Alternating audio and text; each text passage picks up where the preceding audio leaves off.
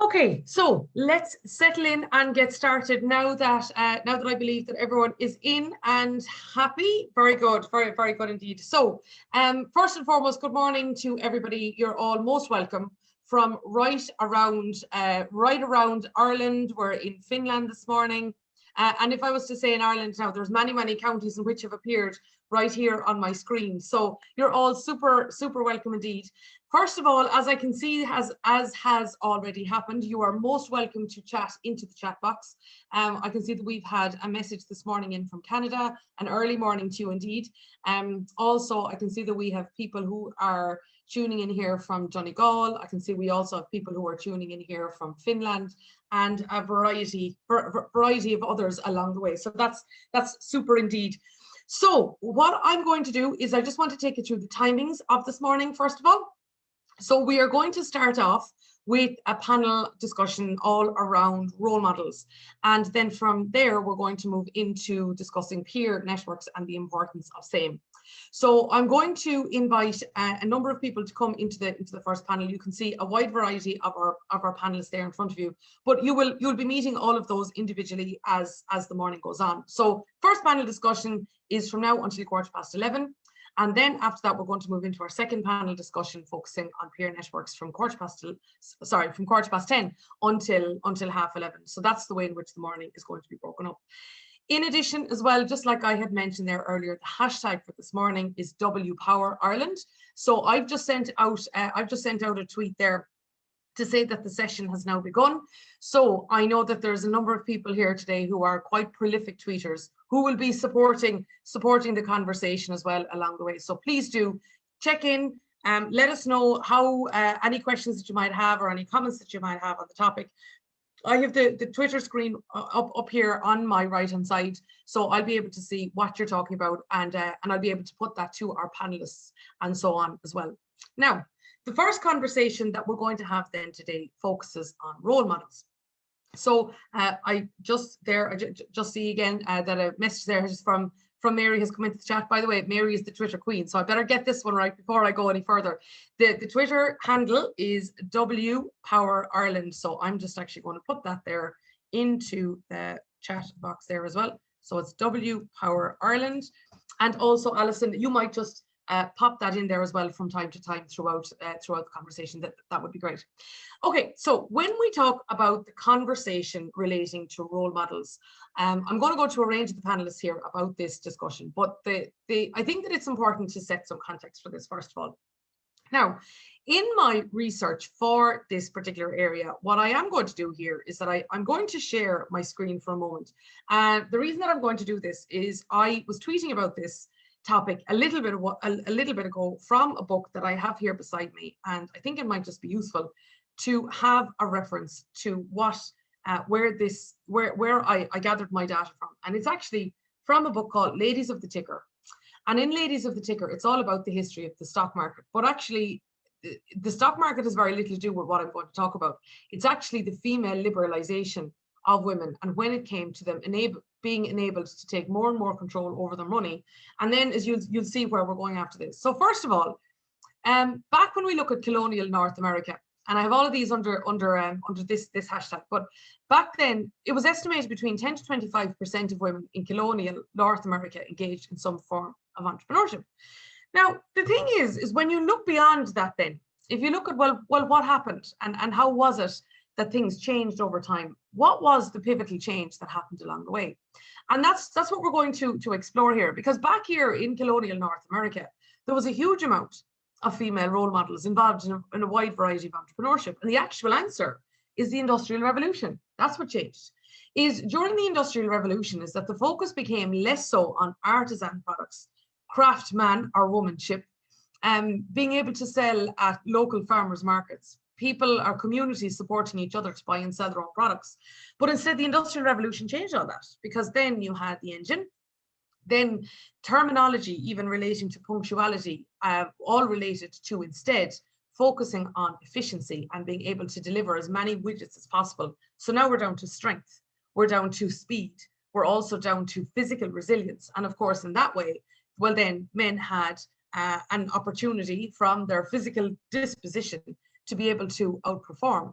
So as a result then, that was where, to a large degree, the split became in the traditional nature of the roles held by the various different parties. So actually we can go back to that to see a pivot point which reversed from a substantial amount of female entrepreneurship. That was what changed. So anyway, as time went on then, the thing is that then the roles within the household began to change. So as we go on, interestingly, the prenup, you might be surprised to find out, was actually a woman who pursued the prenup, because back then, and if any of you were watching Bridgerton on Netflix, you will get the context to this, was that what a woman brought to a marriage was called a dowry at the time. And the thing is that when two people got married, well then the money wasn't really pooled, it was put in one name, all right, but it actually prevented women who were going to possibly marry again after becoming widowed from being able to hold on to the wealth that she might have brought through one marriage. So actually a prenup was designed to be, as you can see here, an equitable innovation, which gave married women direct control over separate property. However, from then, if we go on, in 1840, only 160 years ago, the New York legislature passed a Married Woman's Insurance Act that enabled a wife to insure her husband's life and to receive the benefits free from the claim of his creditor. So in fact, the very idea of a woman having life insurance on behalf of her husband was actually quite a new idea as well at the time. But this one is the one that gets me. And that is in 1855 and 1860, Massachusetts and New York. Now we are, again, only going back 150 years. They were the first states that gave married women control over their own wages or money that they earned through trade or business, as well as enabling them to make contracts on their own. So actually the idea that women had control over their own salaries is only dates back as far as that when we look to America. So therefore, the reason that I wanted to bring this up in the context of female role models is we're standing on many women's shoulders when we look back at the path of female financial liberalization over time.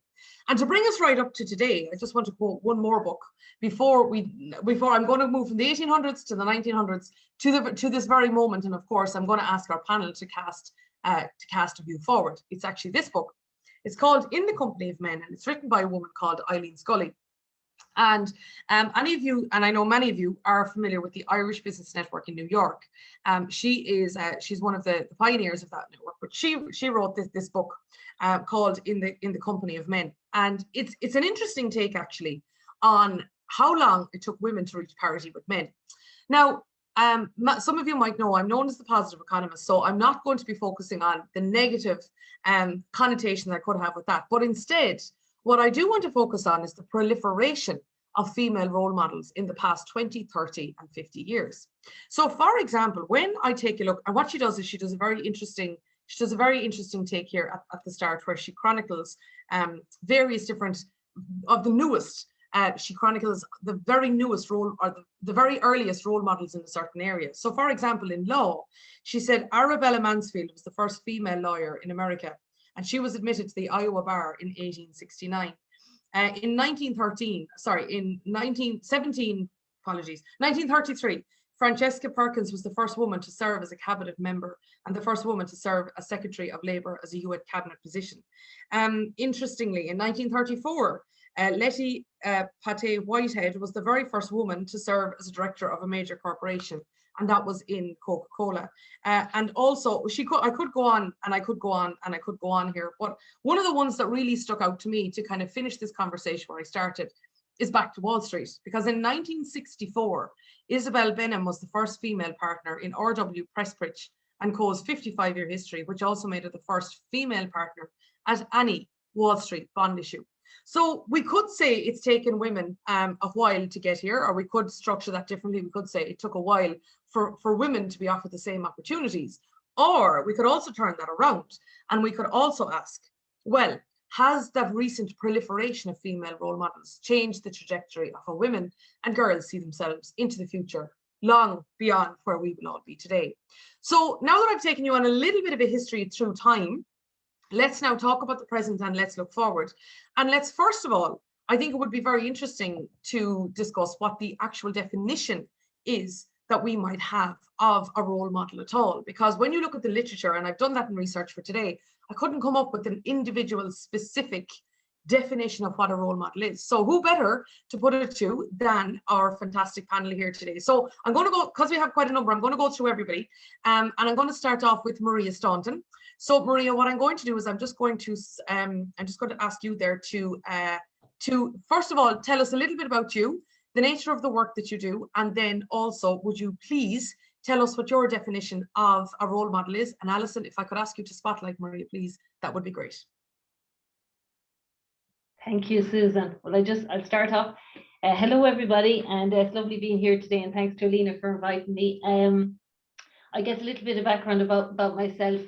I've moved a little bit. I was the program manager for Empower. So Empower Her is a female entrepreneurship program we set up in GMIT back in 2017. I was involved in rolling that out for 2 years. We had 64 females that went through it. And then what we did was we reapplied for the funding and we rolled it out to 3 more counties. So we have it in the West and Northwest. That's a kind of a short synopsis. And Sandra Divley now is the program manager, and I've stepped back to my own role, which is the manager of the iHub. And I'm still involved in the Empower program. So that's kind of a quick synopsis of myself. I won't go too much more.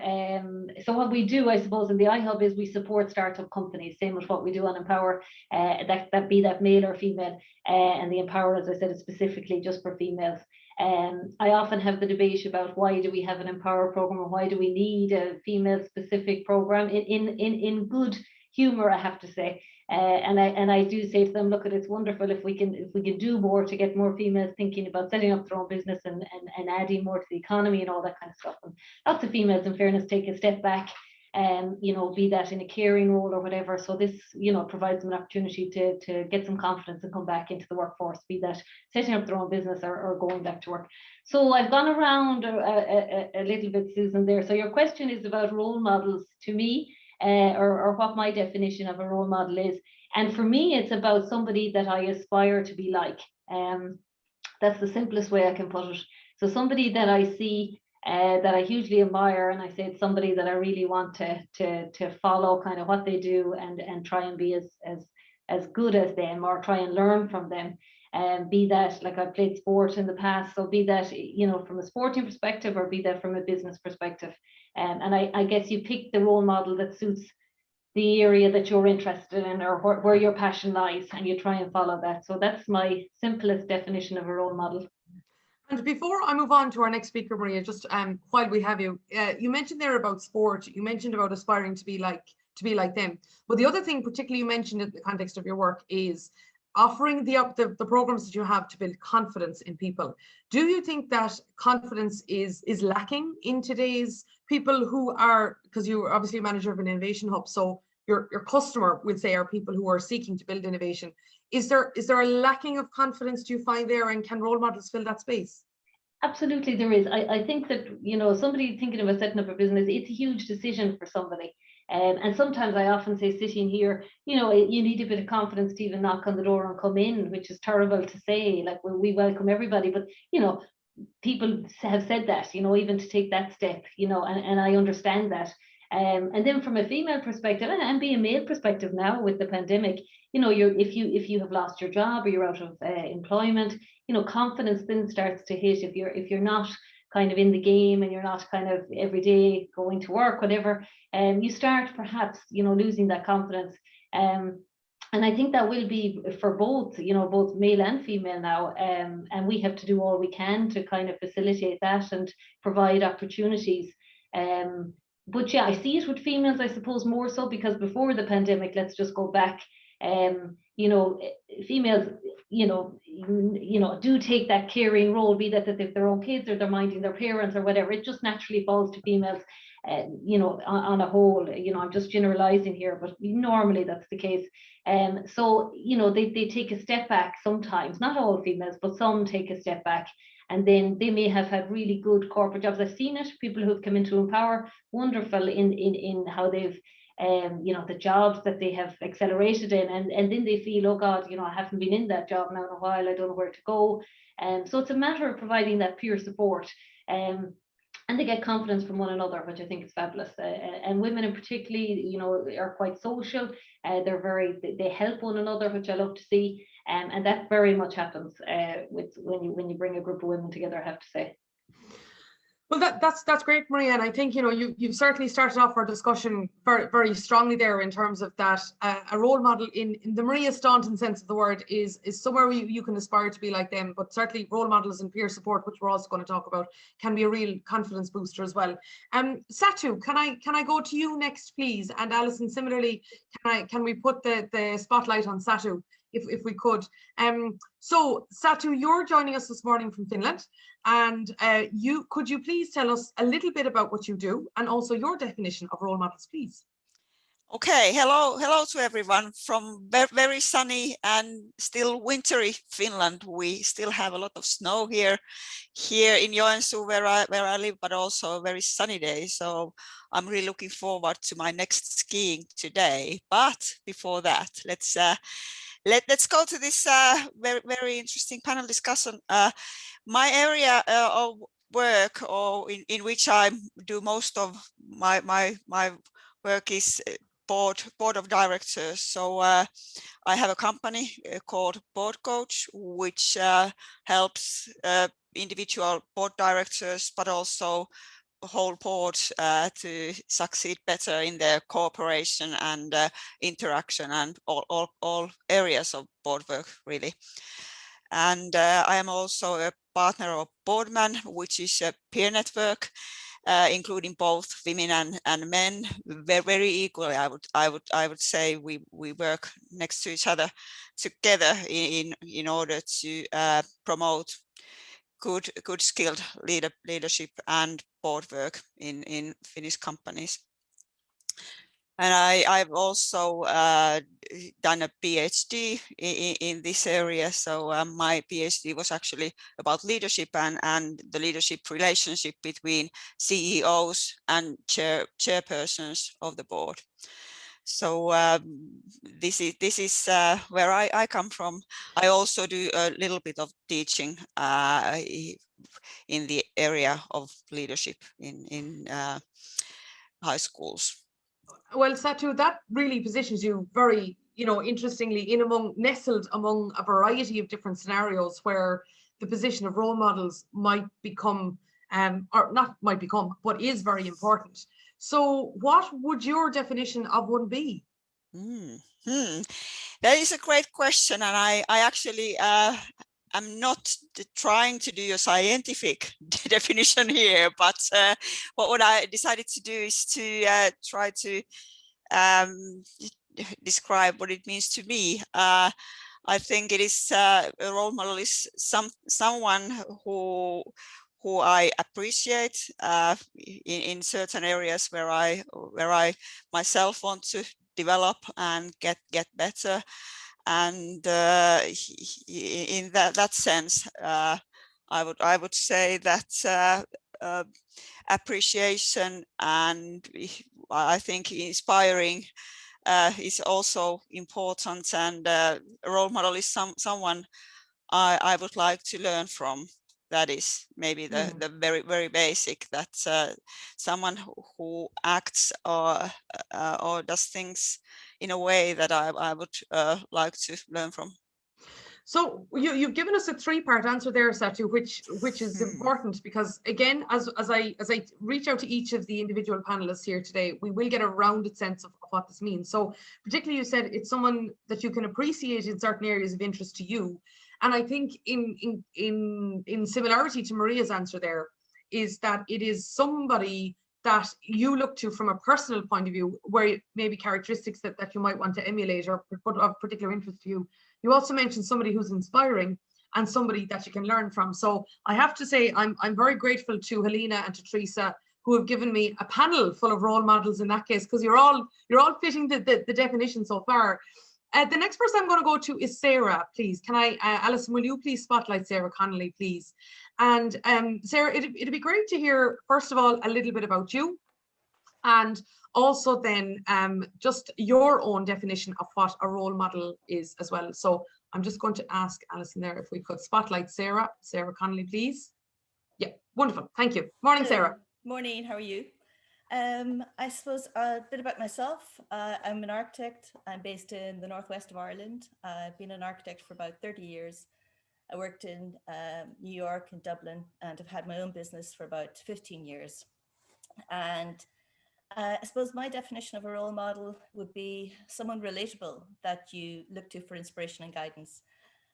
Also someone that represents what you could become, or represents what's possible to become. So in some ways it's someone that you know that you have some connection to. It's not an unrealistic person, but it's also someone that you can say, well, what would they do in the circumstances? So it's more or less what everybody else has been saying, but I think relatable is a part of it for me.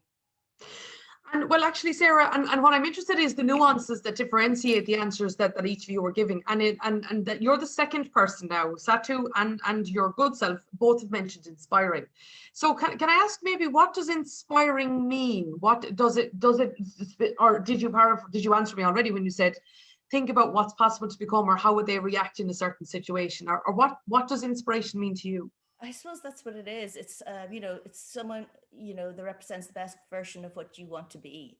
And you look at them and you say, well, how can I be more like them? What do I need to do to get to that level?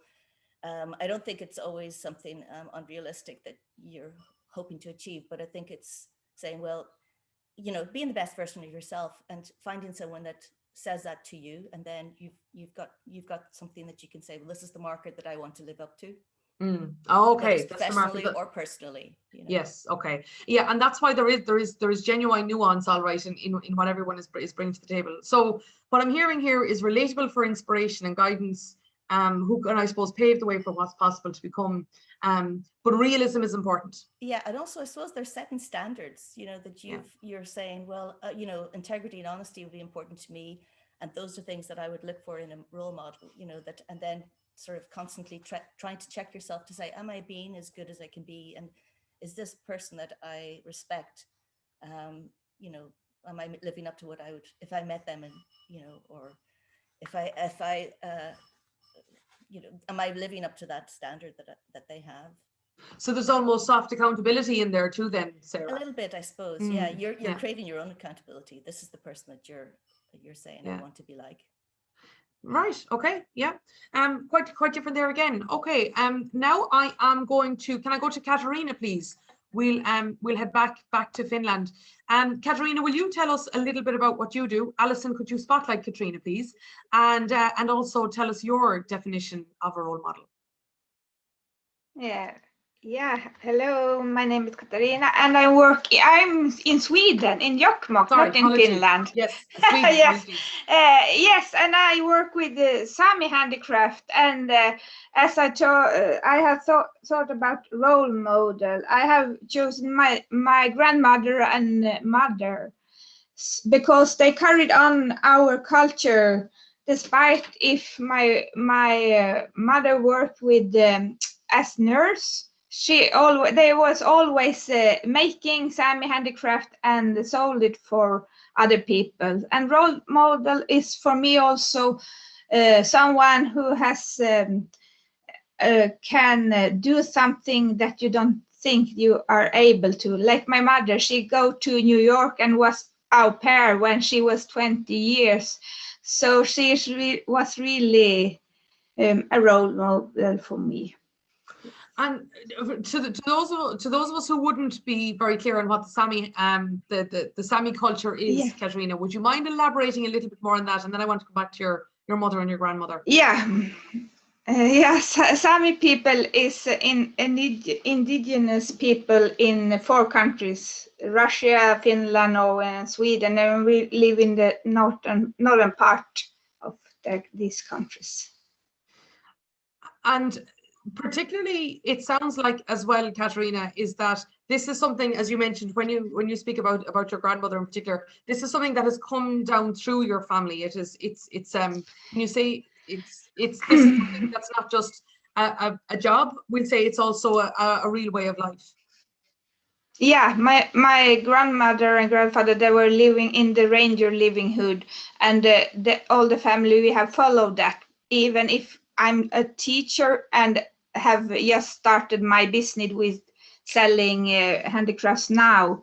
So we have always worked with our tradition and culture and have other works also. My mother was nurse also.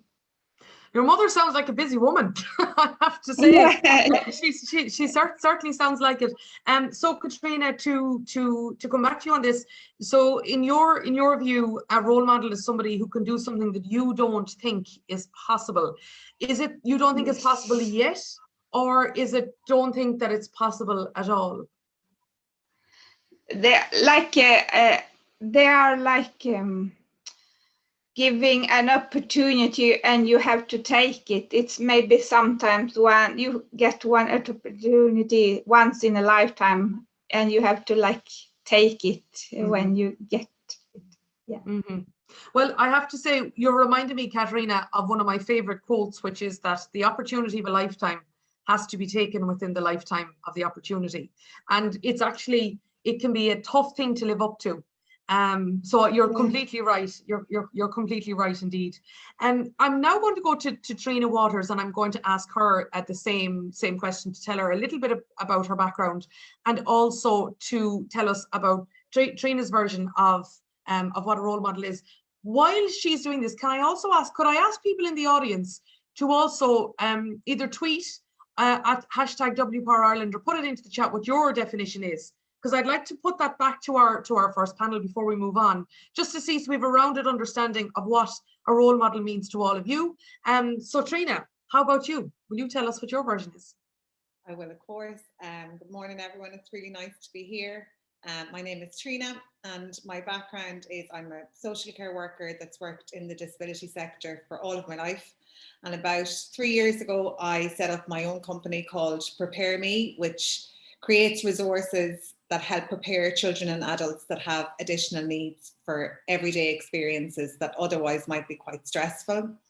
And coming back to the definition of a role model, I think it's changed a lot. My definition has changed a lot, dependent on the context. So I suppose in the context of business, when I considered what a role model was, my idea in my head was that it was somebody who was effortless in being successful. That was the notion I had in my head. And I remember somebody saying to me once, you know, find somebody who is really, really good at what you want to do and try and do what they do. So that would have been my previous definition, if you like, somebody that's really good at what you want to do and to try and do what they do. In time or over time, I suppose I've had lots of struggles with trying to live up to that. And I think now, you know, my definition of a role model personally and professionally is somebody who has struggled to be good at the thing that they want to be good at, but somehow they've gotten there, or they've gotten closer to that end point or that success, whatever success looks like, in spite of those struggles or because of those struggles maybe. And that's what my definition would be now. And Trina, can I ask you, because your background inspires me to ask this question. When you say struggle to be good, do you mean that the role models you're referring to struggled because they were going beyond their comfort zone, or was it because they might have faced some sort of a barrier in the first place that maybe other people didn't? So in my mind, when I think of struggle, is it because they're struggling to push forward, or is it because they're struggling to catch up, or is it a mix of both? I think it's a mix of both. I think for me, like, I really connect with what one of the previous speakers there about a role model being somebody who's relatable. So I think for Sarah, me, Sarah. I think for me, the struggle sometimes can be to just show up. Yeah. Never mind be good at showing up, but to just put yourself there in the first place. I can really connect to Maria talking about as well, people maybe not having the confidence to knock on the door of an iHub and say that they have an idea for a business and that they need support. It's a struggle to show up sometimes, and then you have the struggle of trying to be better at showing up all of the time. And everybody has barriers or some form of adversity in their way or going on in their life. So I think it's a combination of both. It certainly has been for me. Yeah, and I think you have a unique insight into that, Trina, from your own background, based on the people that you work with, but also based on the passion that you have for enabling them to to achieve their own objectives. I'm just going to read out a couple of things that have been appearing on my screen. So first of all, Alison has tweeted here to say there are so many inspirational answers from the panel, and by the way, I completely concur. It's very interesting. It's not just interesting, but it's also inspiring to see where all of you who would be absolutely seen as role models to so many, where you yourselves find and seek inspiration. Also, I'm just going to go read, wow, they're all coming in at me now in the chat, which is brilliant. And of course, everyone can see them. So Anne says, my new role model I've just met recently, confident and experience-based, and are choosing to challenge the norm and make things easier for women entrepreneurs through encouragement and support. Role models have been a feature of most of my career so far.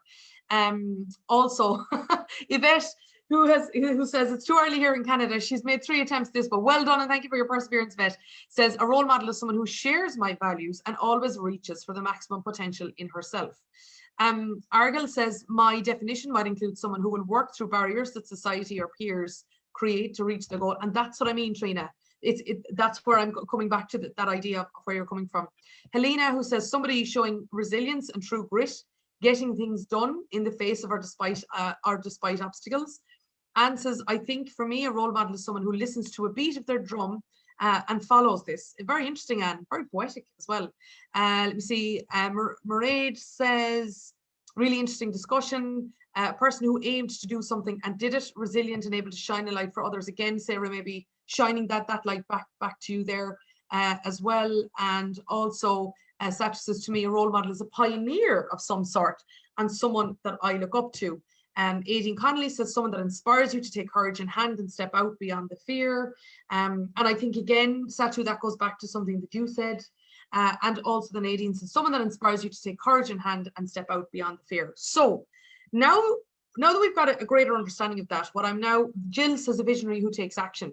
Definitely, for sure. And by the way, I think it's also important to mention, because I don't know, maybe you may not have necessarily had the context of this in the past, but Helena Dean and Teresa have tried to create this event a number of times, but due to COVID, they have been obviously they haven't been able to have the event in person at the original times they thought and so on. And also they have persevered to make today happen, bringing together people from a variety of geographies and levering virtual rather than seeing it as a challenge. So I think that there's also role models that aren't on the panel also, but very, very present here. And thanks a million to them. So now what I'm going to do is I'm going to go back to our various speakers. And I'm going to go back. Maria, can I go back to you, please?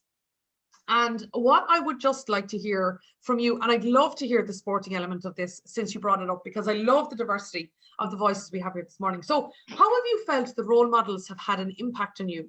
Maybe personally through sport or maybe professionally through the work that you do. And how did that materialize? Yeah, I guess for me, if I go to sport, and I know this is something we have looked back on over time, we wouldn't have had many female role models. Things have changed so much in that space. I'd have played Gaelic football.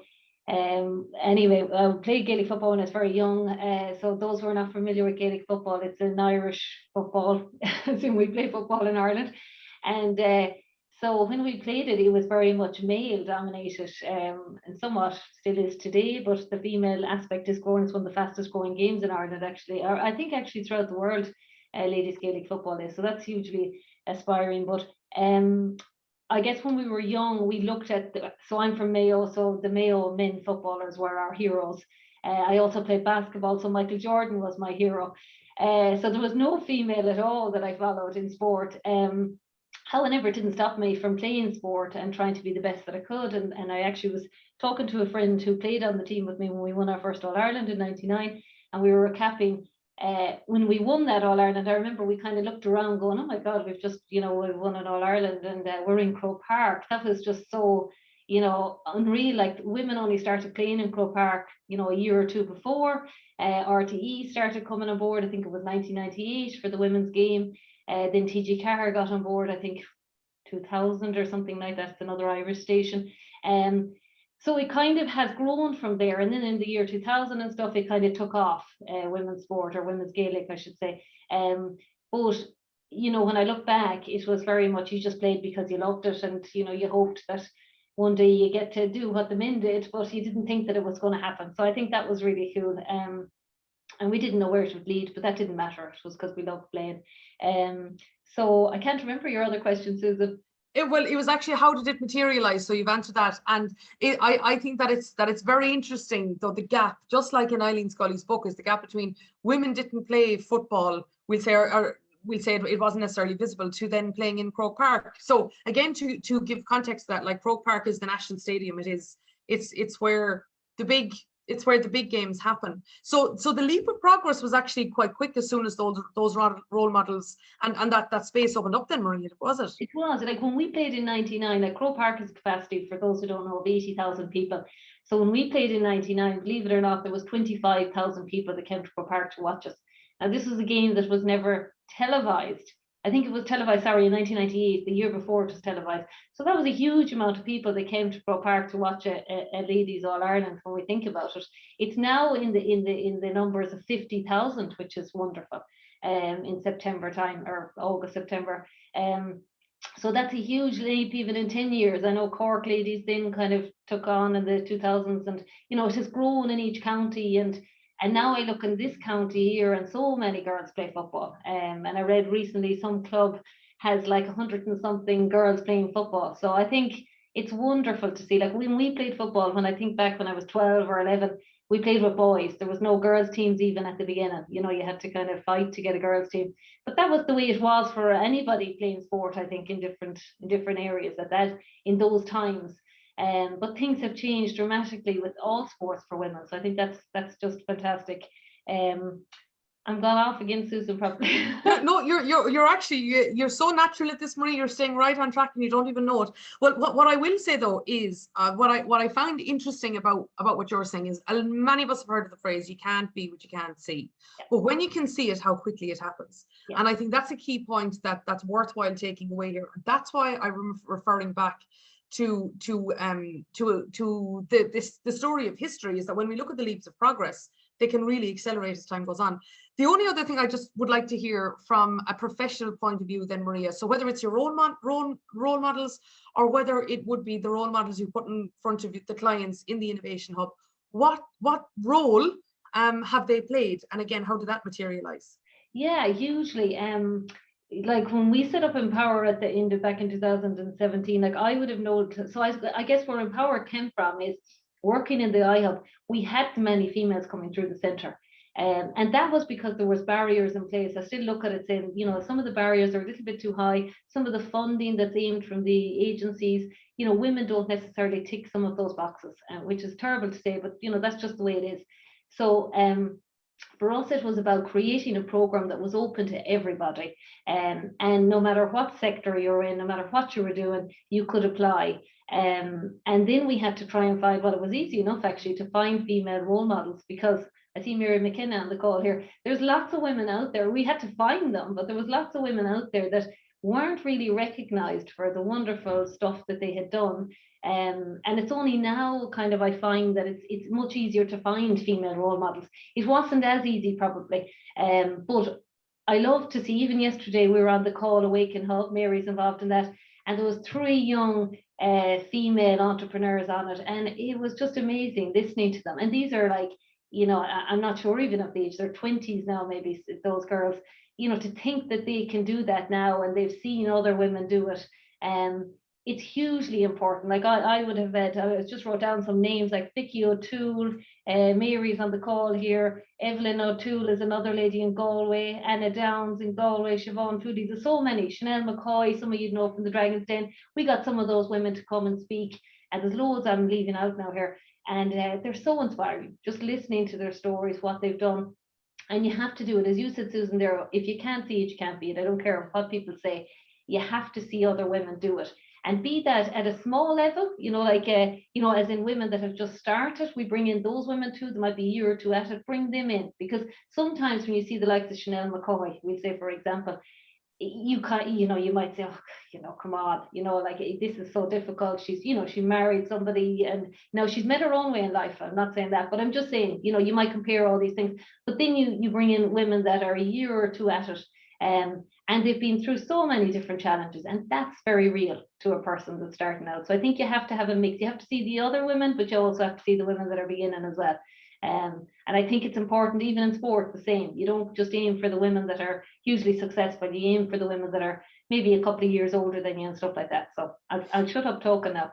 Well, again, Maria, you're doing yourself a great injustice because I have to say what you've done again is that you've actually given us a couple of things there to work on that I'd like to put to the other panelists, which is number one about women not being recognized. And let's flip that. Is it that maybe the space for women to be recognized maybe wasn't as open or as encouraging, or maybe there wasn't as much effort being put on the part of people to make sure that the women were showcased? But again, is when they are given the chance, that there is plenty of them. There's plenty of them out there. And you mentioned, I mean, I'm familiar with many of the names that you mentioned, and I think as well is that I'm familiar with many of the names because they've participated in panel discussions like this, or I've met them at different networking events and so on like that.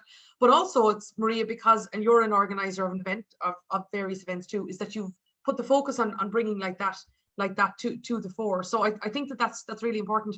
One other small observation I'm going to make on what you said is when you mentioned about the various different names, many of them are in Galway. You didn't have to go to a very big public stage. You didn't have to go to people who had millions of TEDx views. There's many role models in the environment around us, which is the reason that I'm going to go back to Sweden, actually. I'm going to go back to Katarina. I'm going to go back to your mother and your grandmother, Katarina, and just the presence of where we can find role models. So if I could put it back to you, the same question I put to Maria, which is, what impact has role models have both on you personally and professionally? You've spoken about your mother and your grandmother, but what about also, let's say, other people in the Sami community or around you? Where else have you seen role models, and what impact has that had on you directly? There are lots of Sami artists, and there actually are a lot of them are women. And when I go and take my master degree at the Sami University of College, they have certainly an impact to me, because they haven't been so easy to be coming from one indigenous community and go in the Swedish or whole world arena of art. So there have been really big role models for me. And is that, Katarina, because, I'm paraphrasing you, but is that because they showed a pathway towards something that may have been deemed either impossible or, to use your own word, very difficult? Is that the role they had? Yes, because we have always worked with handicraft at home, but I haven't before. I didn't know that it was possible to go to show it to the world, and it was like have some value in that, because they have taken it to a bigger arena, not for selling as souvenirs and something like that. Because my mother and the grandmother, they sold for relatives, families, and as like souvenirs. But now we are like, they have the role models have done like an arena in a bigger way like that. Well, you know what's striking me, Katarina, is you've almost given me the same answer as Maria. Where Maria spoke about sport, you're talking about craft, and that is, again, showing a pathway forward. Yeah, it's incredible. Yeah, it is. It's a very similar way. Can I go now? Can I go to Trina? Would you maybe share your experience of this as well? As what role has role models have for you, Trina, and how has that materialized? Yeah, for sure. Role models have been really important for me. When I think back in my own personal life, similar to Saku there, I can think of my own mother, my grandmother, and especially my great-grandmother, who I never met, but is somebody that crosses my mind almost every day. So my mother was born in a mother and baby home. And for people that aren't from Ireland, the mother and baby homes in Ireland were a place where unmarried mothers went to have their babies and were often incarcerated for long periods of time and lived, really difficult lives as a result. So my mother was born in one of those places and wasn't reared there, was brought back home.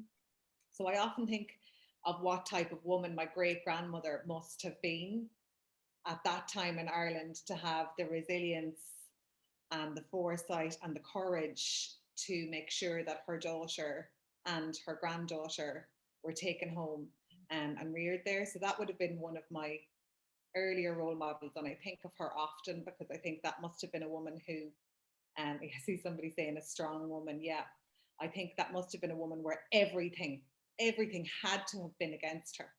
Everything, even within her own family, certainly within her own community, and absolutely within society as a whole. So I just think, God, that woman had grit in her. She had something in her that was just there. Society didn't put it there. It was just there. And I think of her, I never met her obviously, but I have a photograph of her. I think of her every day. And when I'm terrified of something, I think of her. So she's been definitely one of the most outstanding role models for me. Professionally, Evelyn O'Toole, who Maria mentioned there, again, a lady that I haven't met her personally, but she spoke at the very first like formal businessy kind of event that I ever attended, which was a breakfast in Galway for International Women's Day. And I was terrified going to this event because I'd never been to a thing like this before. Because all my life I've worked in disability services. My new life as an entrepreneur or somebody trying to start a business is very different. And I was really scared going to this event.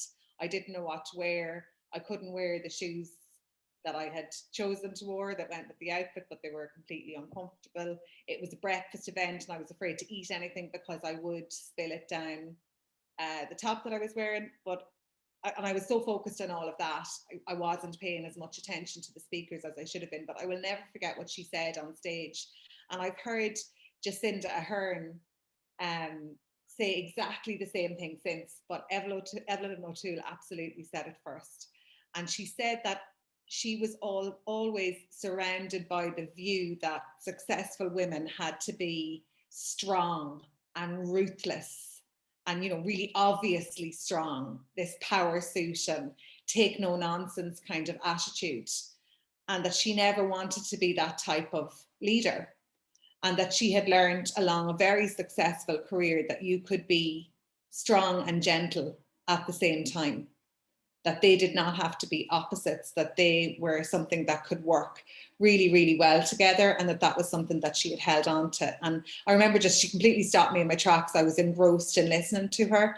And that sentence, again, no more than my great-grandmother, has come back to me so many times, that you don't have to be the type of role model that you might think other people would choose for you. You can be strong and gentle at the same time. You don't have to lose yourself within it. So yeah, role models have had a pretty enormous impact, I'd say, on me personally and professionally.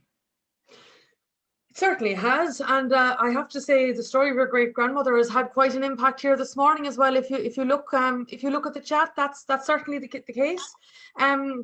Trina, what's striking me about you is the connection you have with people that you haven't met, whether it's back in history or whether it is across in geography. Jacinda is quite far away, but also how, if it's all right for me to say, how what I can see is that role models have a very strong place in your heart as well as your mind. That's certainly the case. I think, and again, people are commenting here, is that many of us share and can empathize that first feeling of going to a networking event and the shoes being uncomfortable and what do I say and etc. That's certainly the case for sure.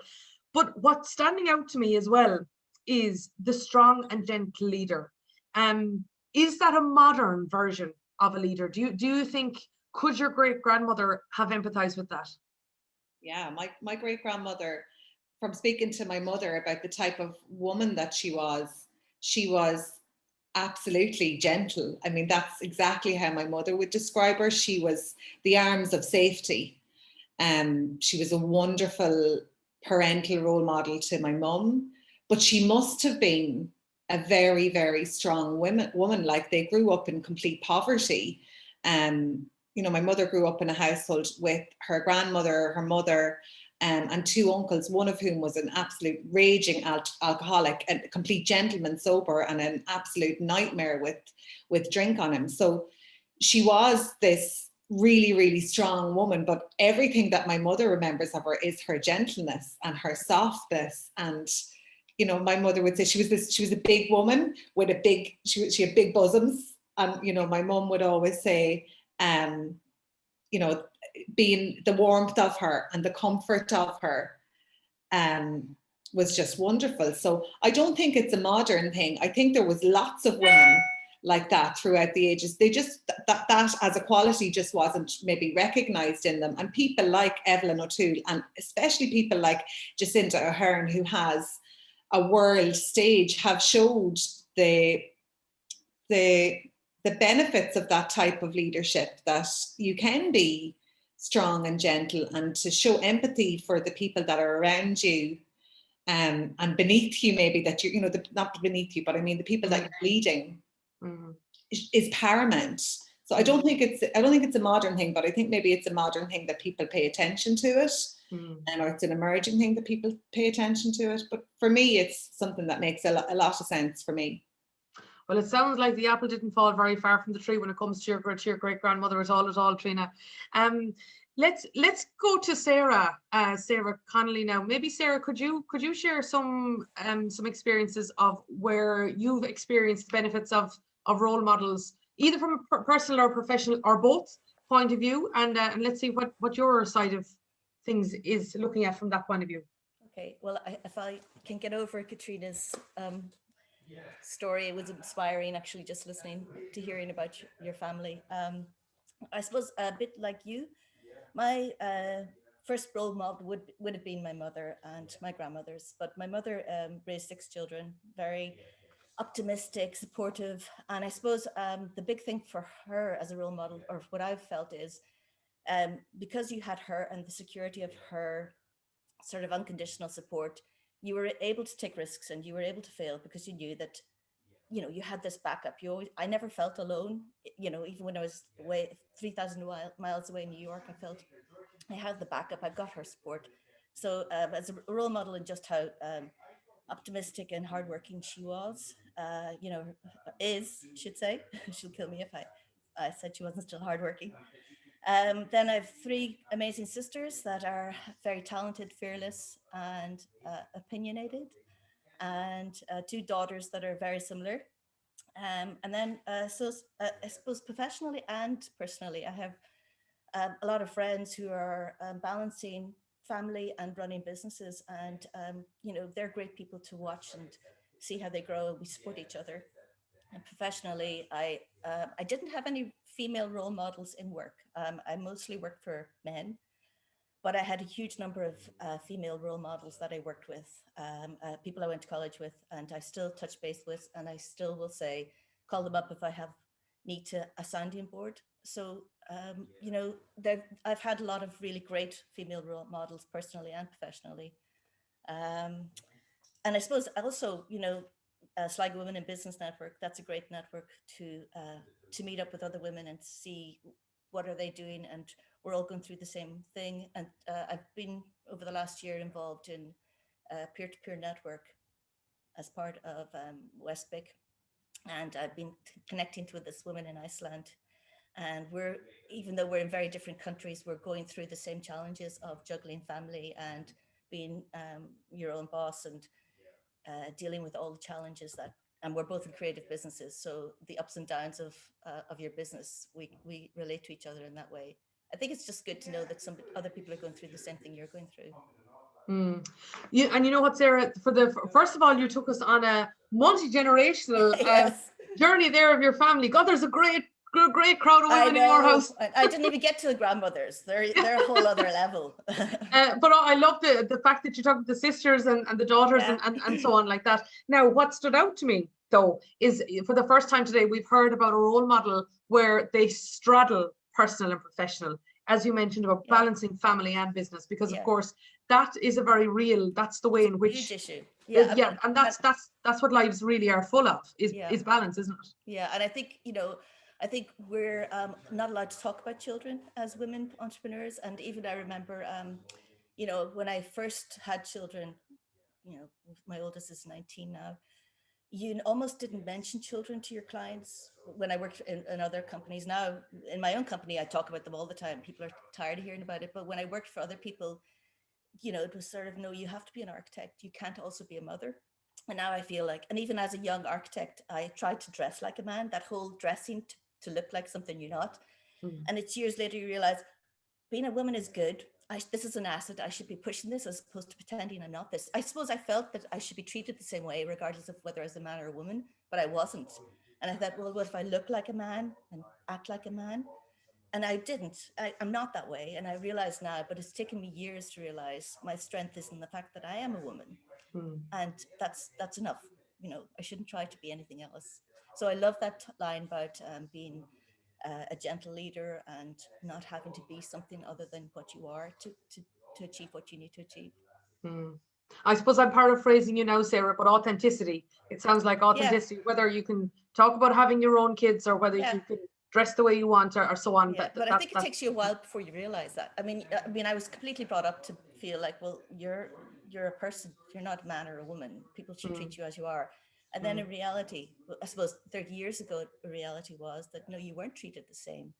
So it did take a while to realize what's going on here. Why is there, you know, and then to realize that it doesn't matter what other people think, this is the way I am. So, you know, experience and age probably helps. Yeah, well, they always do. They absolutely they always do indeed. And there's lots of comments coming in there to you too, Sarah. And what I'm also just as I'm going to now go to Satu and put the same question to her before I move on to maybe a less well, no, I won't tell you what I'm going to move on to. I'll tell you when we get past Satu's question. But can I just ask everyone as well to perhaps chat in? Tell us what has been the role of role models for you, because that's the question I'm putting to all the panelists. Just I'd love to hear as well from everyone else who's here. What has been the role of role models? So earlier on you told us what you saw them as, but what jobs have they done? And Satu, in your case, what has been the role? What purpose have role models served you personally, professionally, or both?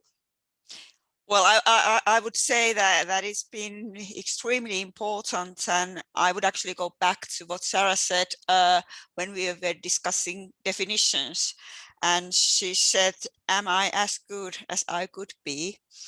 And I think it has been a lot about that in setting the standard or understanding what is important, what should I focus and that kind of stuff. I think that has been extremely important.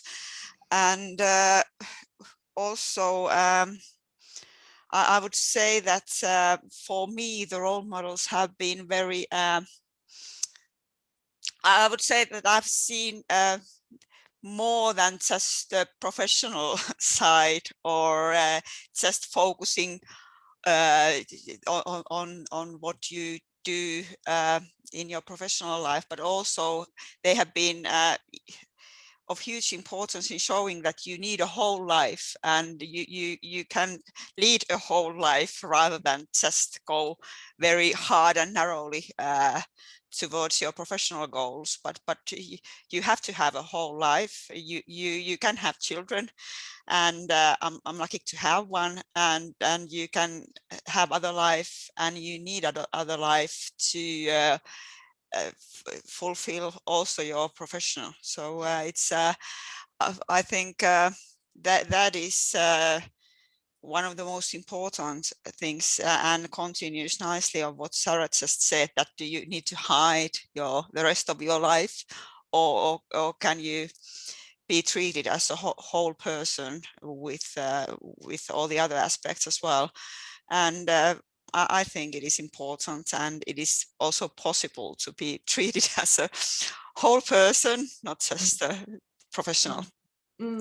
And you know what, Satu, what I'm going to do is I'm going to reflect back to you a number of the messages that have come in, because you know what you've just clarified is the role of role models in establishing what's important is that if I do look up to somebody, why is it that I look up to them?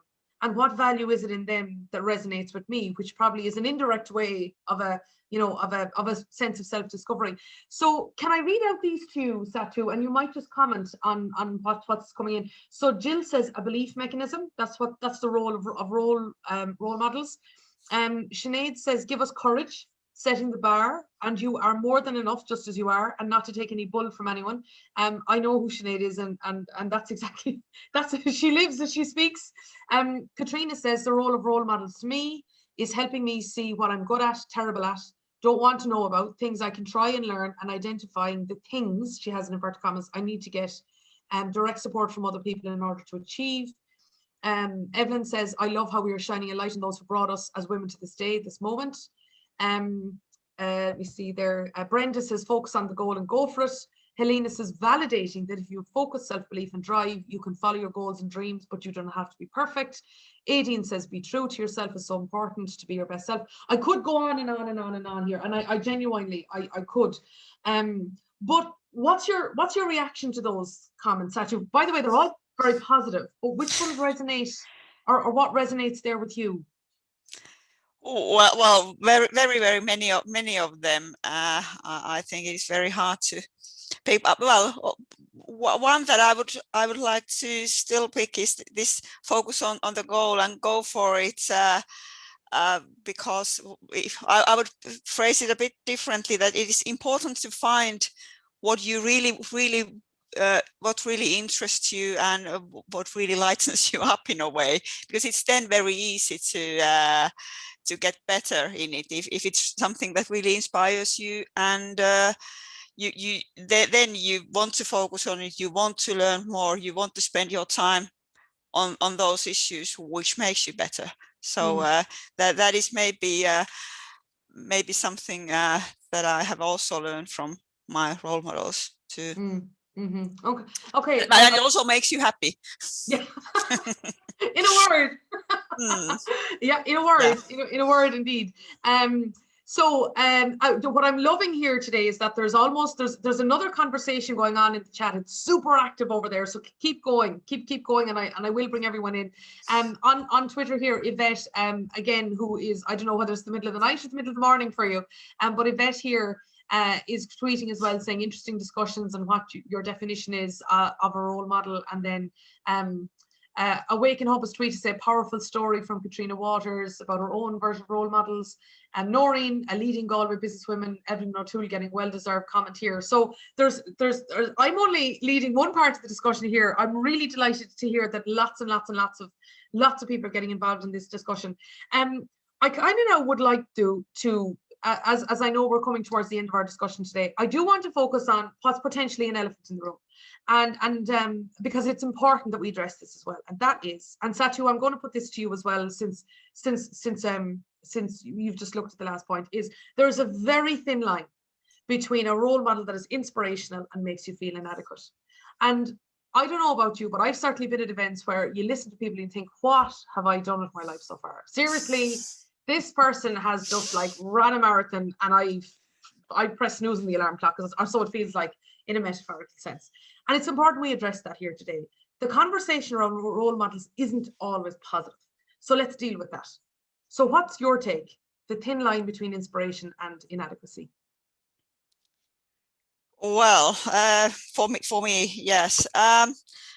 I would say it's good to remember that no one is perfect, and there are always many things in everyone's doings that you can't be aware of, and you don't need to be aware of, but also knowing that it's not expected from anyone that you are perfect in all areas, and you don't need to be perfect even in the one area you've chosen to try to be as good as you can. So that is something that is good to keep in mind, that all of us have our best sides, and then some things that we are not so good at.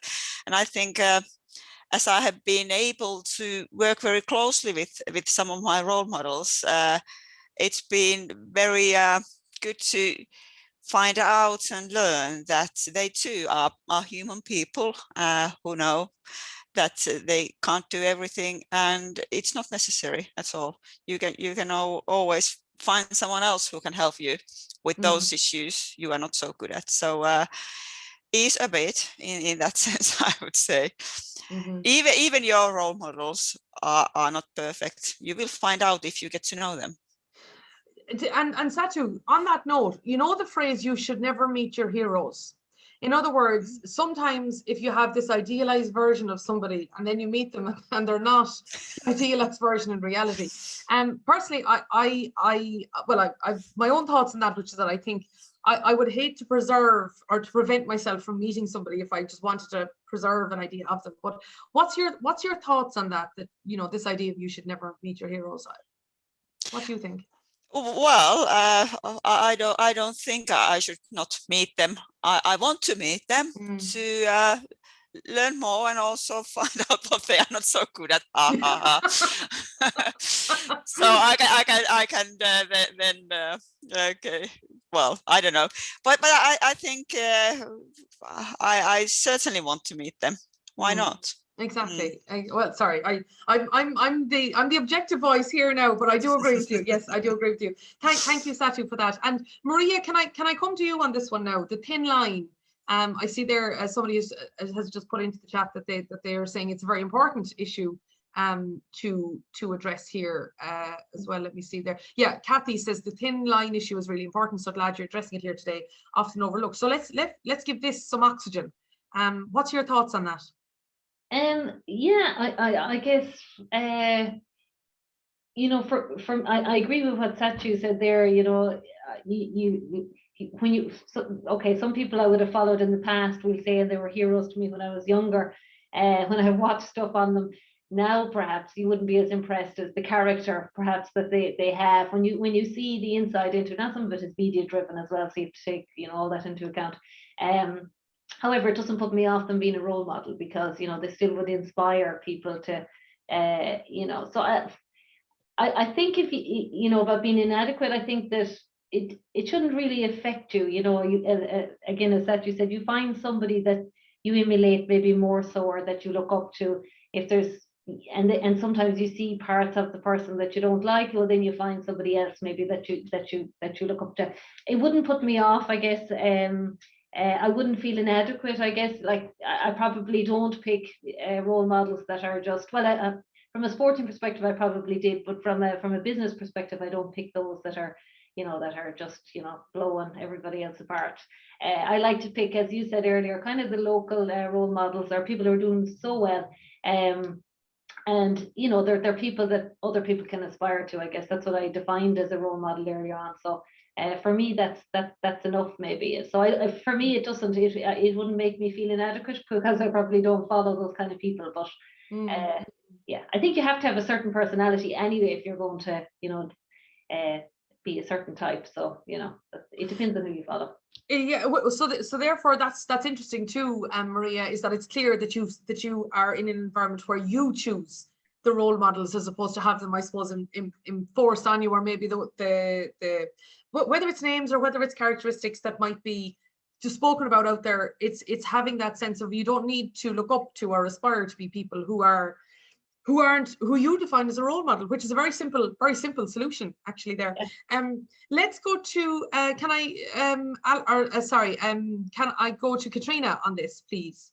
So Katrina, when we look at, and maybe again you can give us some insights on this from your own community or otherwise. I think you might have meant the other Katrina, did you, Susan? Well, sorry, now I should have been specifying between Trina and Katerina. So you know what, Trina, while you're here, I'd love to hear your thoughts on this as well. And then do you know what? Put the two of them up in front of me. Brilliant. Well done, Alison. Thank you. So Trina, can I go to you on this first? And then Katerina, I'm going to go to you on that second as well. So you're asking me about the thin line between? Yes, between inspiration and inadequacy. Yeah, I've danced that line continually. I continue to dance it all of the time. Like when I was starting out with Prepare Me, I thought, okay, so what I need to do here is get a Karen Millen suit and a business-like bag which I even had difficulty buying. I had imposter syndrome about the bag, and don't even get me started on when it came to getting business cards. I mean, that seemed like the most ridiculous thing for somebody like me to ever have to do. And I could not imagine a situation where I'd be able to hold myself together and actually hand a business card from me over to somebody. So yeah, I had all of that feeling of inadequacy, that if I wanted to be like how somebody I admired in business, that I needed to look like them. Exactly what Sarah said earlier when she was starting out as an architect. You know, you try to dress like them and behave like them, and I would have gone as far as trying to speak like them. I took that direction completely literally. And then I had all of the confusion and complete disappointment as to why the hell was this not helping at all. In fact, it was making things much, much worse, because I was even more uncomfortable than when I started. And I was completely paranoid about every single word that came out of my mouth. So I can completely relate to that. I think for me, role models have become inspirational or aspirational, depending on the type of person that I look up to. And it generally tends to be people that maybe didn't volunteer to be in the position that they're in. People like Vicky Phelan, you know, women like her, who never would have put their hand up to be the role model that they are today, but they are there nonetheless, and they're getting on with it, and they're doing it as best as they can. People like that are much more inspiring or aspirational for me than the previous type of person that I thought I might have had to be. But I think, yeah, it is a thin line, and I think it's comforting to me that to know that I'm not the only person that's done that. Like when I heard Sarah tell that story, it's like, oh my God, okay, somebody else took that completely literally and tried to do it in the same way. Yeah, so that's my view on it. Perfect. Well, Trina, so really what I'm hearing from you there is that is to acknowledge that it happens, and also to that, as you say, some people don't volunteer to be in the position that they're in. So I'm as I say, we're bringing this part of the discussion. So I'm going to go to Katrina and Katerina, and I'm going to go to Sarah. Then we're going to move to our second panel, focusing on peer networks, and we're going to hear from a range of other voices as well. So keep the conversations coming. Right, Katerina, what's your thoughts on this? What was the question? So there's a thin line between inspiration and inadequacy. What's your take on that? Oh, I don't really know what I will answer to that, but I think it's important to always remember your own way, and to choose with the heart, not to take and do something that you don't want to do. So even if you look and go for searching for help or inspiring, you have always have to go back to your own situation and your own like how you wanted. It's important, and I think my mother and grandmother always have, because it's money isn't not always everything. Sometimes you have to choose something that are not so good if you follow like role models, methods or something like that. But it's for me, it's important to choose with the heart also. So, yeah. Yes. So and actually that's what that's just Trina Waters is just backing up your point there. Yvette is just backing up your point there as well. Is choosing with your heart can often be the difference between the two. And thank you for that, Katerina. Can I now go to Sarah, please, for the last word on this point, and indeed the last word for this panel, before we move over to our second one of the morning. I suppose I would agree with Katerina that you have to follow what's important to you. Your priorities and what your path is may not be what your role models are. So you have to stay true to yourself. And I also think that being brave isn't easy. And so stop beating yourself up about it. What your role model is going through is not what you're going through. So that would be my last say on it. So find someone who's going through what you're going through. Well, I suppose, no, you have to find your own path.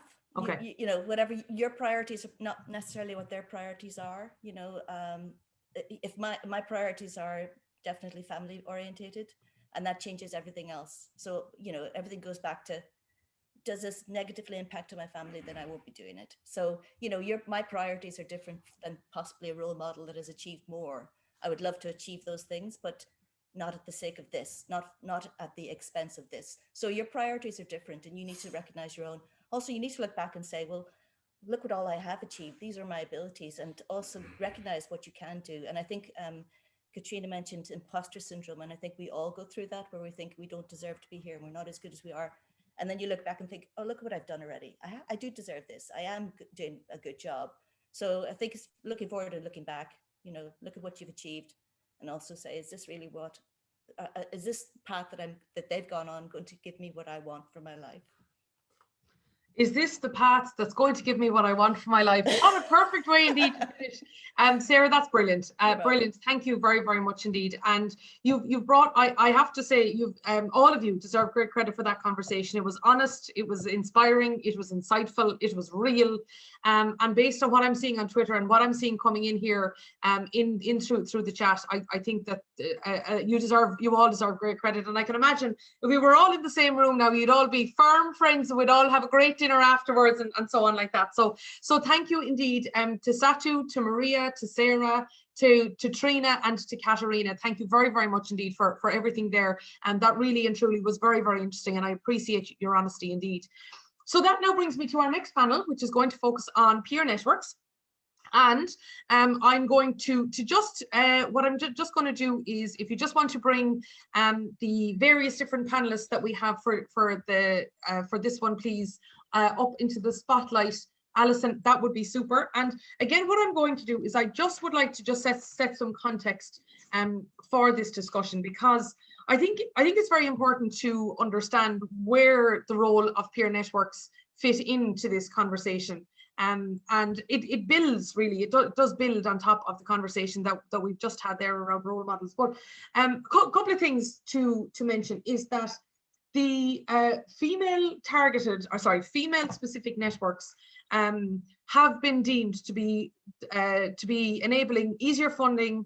They can be deemed to be confidence boosting. They can give a sense of security and a fairness of competition among women. That is what the research would suggest when it comes to this particular area.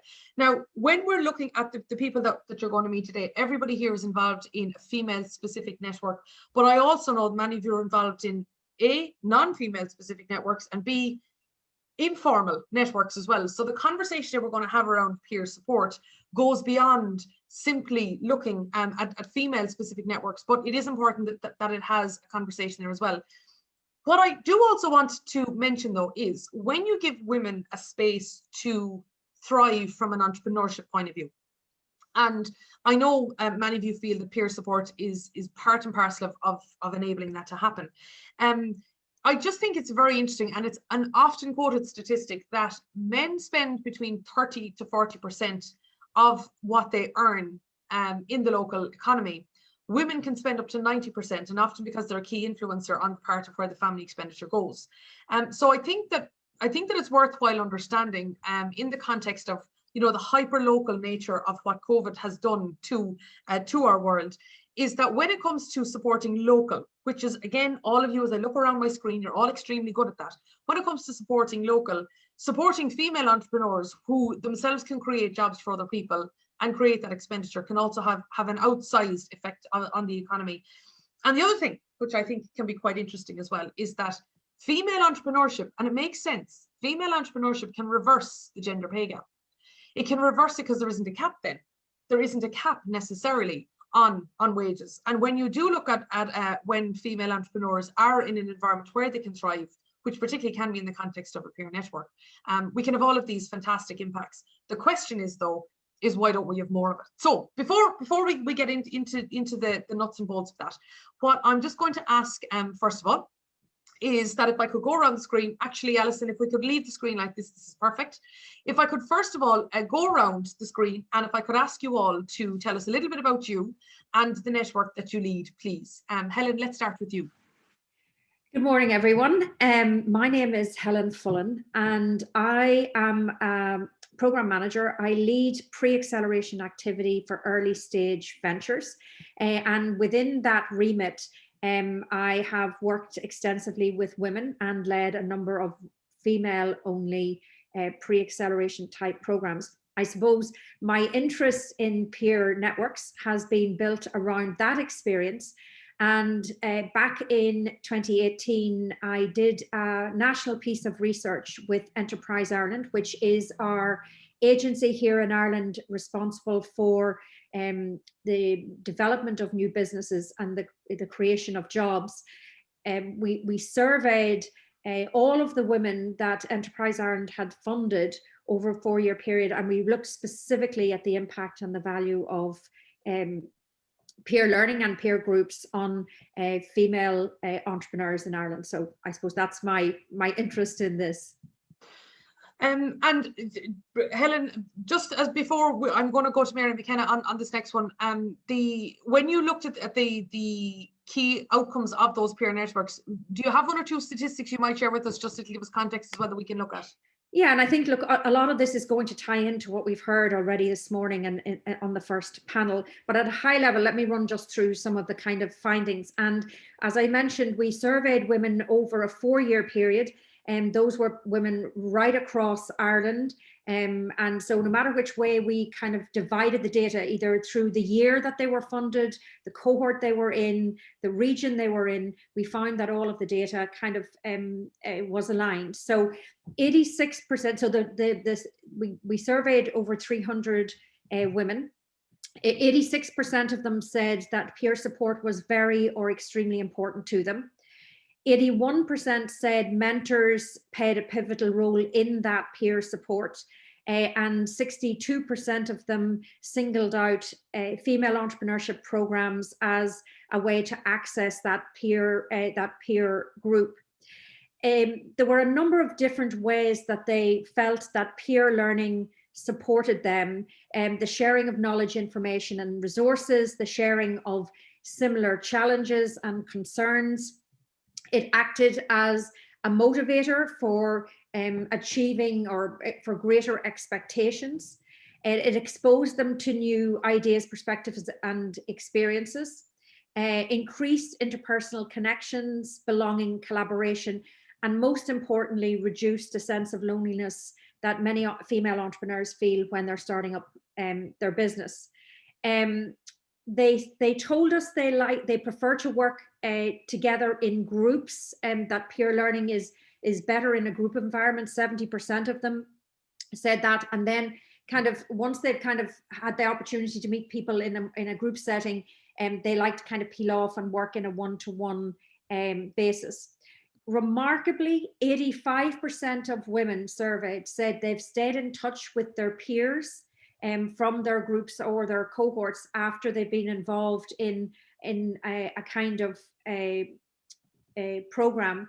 So I think what overwhelmingly what the study showed was that there is value and impact in peer learning, and you know, we can make that report available to anybody that wants to have to read through our experience. I think overall, as we disseminated the information and discussed it with people both here in Ireland and Europe, I think there were no surprises in what we found.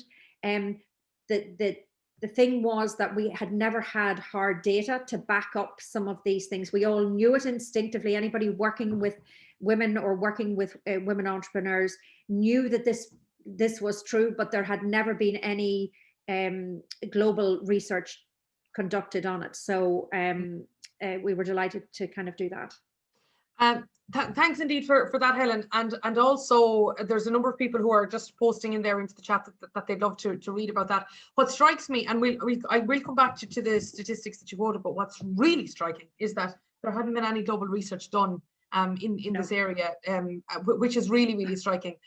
Mary, can we go to you next? Will you tell us about the Now, by the way, if I was to ask Mary about all the networks she was in, we'd be here till tomorrow. So will you tell us about one specific network that you're in, and of course that you have a leadership role in, and why you've chosen to do so?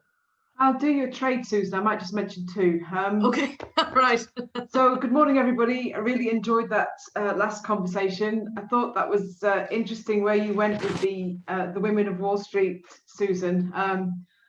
I wouldn't mind just maybe making a little throwaway here. Did you know that when Barclaycard introduced credit cards in the 1970s, if a woman wanted a credit card, and this is only the 1970s, she had to get her husband to sign the form to say that that was okay, that she could have one. So, you know, when I started work, which is 40 years ago, we were not allowed to wear trousers to work. So it's within our own lifetimes that these things have happened, you know. So good morning, my name's Mary Mckenna. I'm a Donegal-based exited technology entrepreneur. I grew an online learning business in Derry that I started and grew that to 100 team members and 1 million online users. I sold that business 7 years ago, and these days I actively angel invest in early stage technology businesses. I invest against 3 criteria. It's got to be women founders, it's got to be technology for good, and it's got to be something that I can add value to through my own networks. So I think that along with mentoring, networking is the other key part of the whole entrepreneurial jigsaw. They are the 2 key elements that people need in order to be successful. I suppose the difference between what Helen does and what I do is that everything that I do in terms of growing and being part of networks is pro bono. I don't get paid for anything at all that I do in terms of building and growing women's networks. It's a completely, it's part of that whole pay it forward, pay it back drive that people have and that I feel very strongly about. And one of the networks that I'm part of is Oxford University's alumni network. They've got a very powerful accelerator in the city of Oxford called the Oxford Foundry, which is massively well resourced and has access to the world's most famous entrepreneurs. But the network that I'd like to chat about this morning is a network that I've started here in Ireland with 3 of my close friends. It's called Awaken Hub. We started very recently in July last year, and I think that our network is meeting a glaring need in Ireland to support female founders. Maria mentioned earlier that a lot of the funding programs don't actually support women. They're far more focused at supporting men. And so we noticed, particularly as COVID started to unroll last year, we noticed immediately that women were being more badly affected by what's now being called the She Session.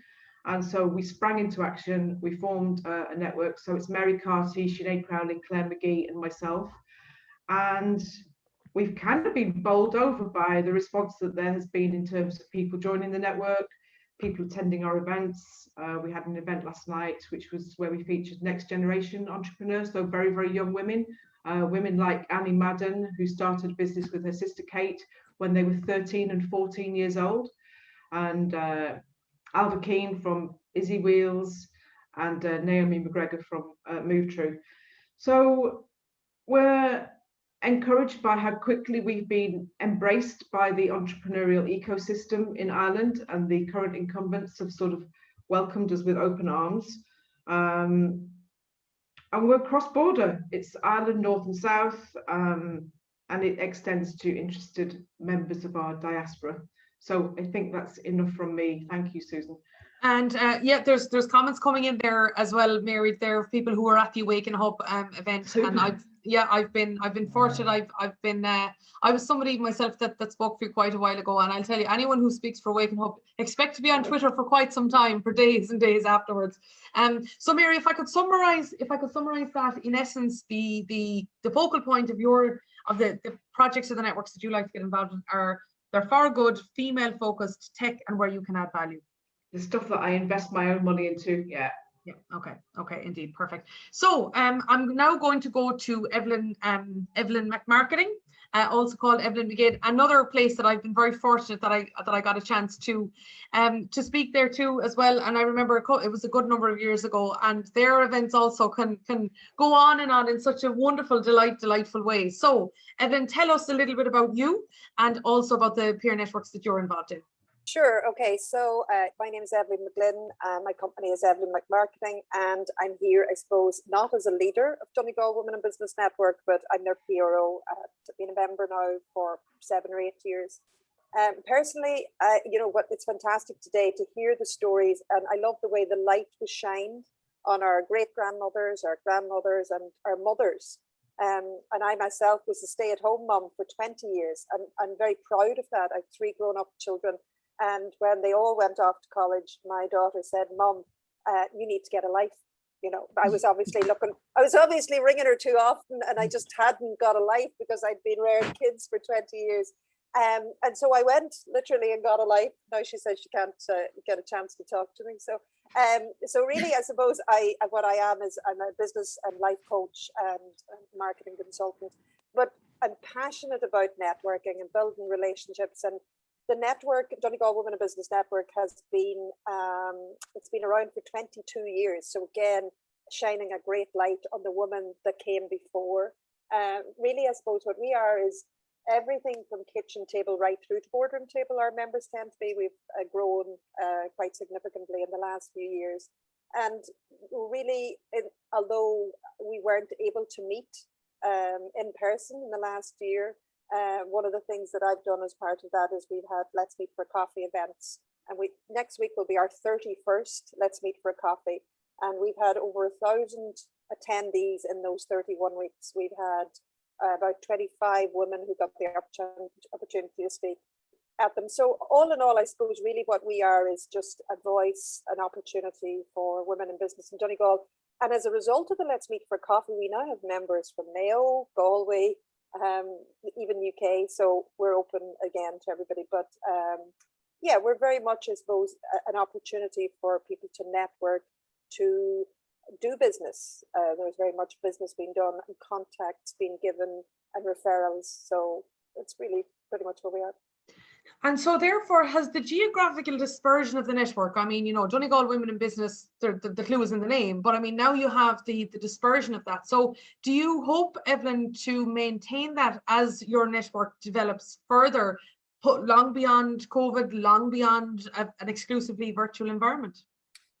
I'll be the first to honestly say that I suppose, you know, even though I had clients, you know, outside of Donegal, obviously, that my network was really built. I've always built networks. I set up the first parent and toddler group in Newbridge in 1991, showing age there. So I've always networked in whatever term that was, with parents, with mums, with whatever. So with Donegal Women in Business Network, up until COVID hit, I probably was very insular in my networking in Donegal. You know, I'll be honest about that. Literally within a week of COVID happening, we all, you know, went into a curve that we thought, you know, would be over in a few weeks. It didn't. So literally the only way that I could cope was to start networking online. And that's opened up an entire world. I co-host now the European Women's Association, their networking event, the last Friday of every month. So, you know, my network spread, and as a result of the coffee mornings, people then wanted to join Donegal Women in Business Network because they liked what they found when they came and met us. And so I suppose now we're kind of, yes, we're open very much to a global approach where it's all about people. It's all about women networking, referring, helping, supporting. So really, yeah, you know, and I'm sure there's groups that have reached that stage long before us, but it's now, as long as we can help and support one another and, you know, give through that, then really borders don't really matter. You know, yeah, and that's the point, is that borders don't really matter, and they can certainly be transcended in this virtual environment. It's about how that's changing. You're getting some gorgeous kudos, I have to say, in here in the in the chat. Evelyn does wonderful work with Donegal Women in Business. Well done. Thank you, Evelyn is an amazing ambassador, and that's in capital letters for Donegal Women in Business is what's coming in here as well. There's a lot of invoices coming in for all those comments. Yeah, it's lovely. It's really great to see. And there's also there's lots of things that are coming in there throughout. So also I really appreciate. And Susan, can I just, one thing I forgot to say, and I think it's important to say, is that Donegal Local Enterprise did actually set up Donegal Women in Business Network way back 22 years ago, and are still very actively involved and supportive of it, even though we're a voluntary committee and not for profit. Also put those few lines in there. Of course, and I mean that's something that I'm going to ask you all about there as well. And I see Mary has put in the details there for Awaken Hub. So Evelyn, could you do the same? Sure. And Helen, Caroline, Una, please do put the contact details, the social media handles for your various networks in there, because the group of people who are here today are very keen to interact, and it's brilliant. Una, can I go to you next, please? Tell us a little bit about you. Again, I'm also fortunate. I've had the opportunity to speak at one of your own networking events as well, so I have a sense of what the feeling is like there too. But will you tell us a little bit about you and the network that you lead and why? Sure. Good morning, everybody. So my name is Una Monaghan, and I'm the facilitator of the Sligo Women in Business Network, and I've been doing that for 10 years now. But I have my own food business and innovation consultancy based in North Leitrim. I've been living in this part of the world for about 25 years, so I kind of consider the northwest of Ireland to be absolutely home at this stage. And I suppose networking is something that came naturally to me. My friends used to joke that I knew half the people in the world, because I just love. That's not a joke. It's very possible. But, it was kind of one of those jokes, especially when I lived in England, they always were highly amused at this. You'd meet somebody, you'd say, who are you, where are you from? And then you wouldn't rest until you found somebody in common. I think it's very possibly an Irish thing and kind of a nosiness thing, but certainly it's something that came very naturally to me, possibly from being part of a big family. You have to always keep talking or you'll never be heard. But I just enjoy that. I enjoy people's company, and I enjoy being with people and in their company. So I was just making a few notes here about when you asked kind of the two networks, the one network you're involved in, but actually I realized then I have about 9 networks that I've been involved in over the years to a greater or lesser extent. I suppose I'm here with my Sligo Women in Business hat on, but I'm also been very involved with the NUI Galway Alumni. I was chair of that for 3 years. I've been involved with UCD Alumni. I'm a mentor with them. Even professional groups like the Institute groups and kind of professional membership groups, that type of thing. But it all is about networking and who else is in there and who can you work with and collaborate with. And there's always somebody that you can help out or somebody that can help you out. So, and just from their company, I mean, I'd never join any of these things with the intention of getting help, and sometimes not even the intention of giving help, but just from the enjoyment part of it, just from that interaction and kind of the collaborative peer support, I suppose, that you get if you were to put a name on it. And picking up on the collaborative peer support there, which ties into the work that Helen shared earlier. I mean, Una, what struck me about you last year is that then you created, like you were nominated and you won an award for being a COVID hero as a result of setting up a peer support group for the food producers in the region. And so you just do these things, is it? It kind of is. I kind of do it, and then somebody might name it for me afterwards. It might kind of links back nicely with this morning about role models, about people saying, well, actually, you've done that now, you should give yourself the credit for it. Whereas I'm kind of too busy getting on with it to even think about it. And I'm not being, deliberately obtuse about it. That's just kind of the way I do things. I just get on with it, and then you can put a name on it, you can frame it afterwards. But I do think there's a lot to be gained from people supporting each other. Like when I give talks at all, I'd always say, like, a rising tide raises all boats. People shouldn't see each other as competitors, but really, if you're getting on well, then I can also get on well. And there's room for both. There's room for tens and hundreds and thousands, in fact. And you're far better to be part of that group rather than to be trying to paddle your own canoe. It's a lonely road otherwise. And I know there's nights when I go into the Sligo Women in Business when we were physically meeting. It was always the last Tuesday of the month in the Glass House Hotel in Sligo. And sometimes I'd be driving in the road and I think, oh my God, I could do without this tonight. I'm tired and I've had a long day, and I have to present at this and I have to run the event. And you walk in and you turn it on, and by the end of the night, I'm buzzing. Absolutely. You get so much out of it just from being in other people's company, from listening to other speakers, just from that support in the room. And you'll see like people like Sarah Connolly, who's been coming for years, like will know sometimes when I walk in the room, but she's looking wrecked, you know, and then at the end of it, I'll have a big smile on my face. I think I just enjoy the company of these women and just, you know, hearing how they've been getting on. There's nobody that's ever had a problem that is the first time that problem has existed. So especially I think when you find if you're a female founder and you're working on your own, it can be difficult without colleagues at your, say, at the level that you're at within your organization, or it may be difficult to confide in other people that you work with about a difficulty that you're having. Whereas in that room, like the rule is, you know, what goes on in Vegas stays in Vegas. So whatever happens in the room stays in the room. And that's very much a kind of a feeling of just confidentiality. And, you know, you can say anything to any of the women in the room and they'll support you and they won't be talking about you afterwards. Well, Yvette from I just exactly as you said about Vegas, Yvette from Canada piped up here to say too many women think they have to compete against each other instead of working together. And as I'm listening to for like Helen, Mary, Evelyn, Una, it's that culture is very different in all of your networks. Clearly, is that sense of collaboration is far more so. The focus rather than competition. Also as well, people have been putting in here various networks, etc. that they're part of. So please do put them all into the chat. We'll read them all out. Just various different elements or various different networks that you might be part of, virtual, in person, etc. And also tell us why. We'd love to hear that from everybody. Caroline, tell us about you and the network that you lead. Again, my very first time I spoke for International Women's Day was actually up with your good selves. So I've great memories of going west along the road there. But tell us about you and the network that you lead and why. Hi, I'm Caroline Curran and I'm a managing partner at APP Curran Auctioneering. We're auctioneers, letting agents and valuers. I have 2 offices, one in Ballyhonus, County Mayo, and one in Galway. I am also the president of Network Ireland, the Mayo branch.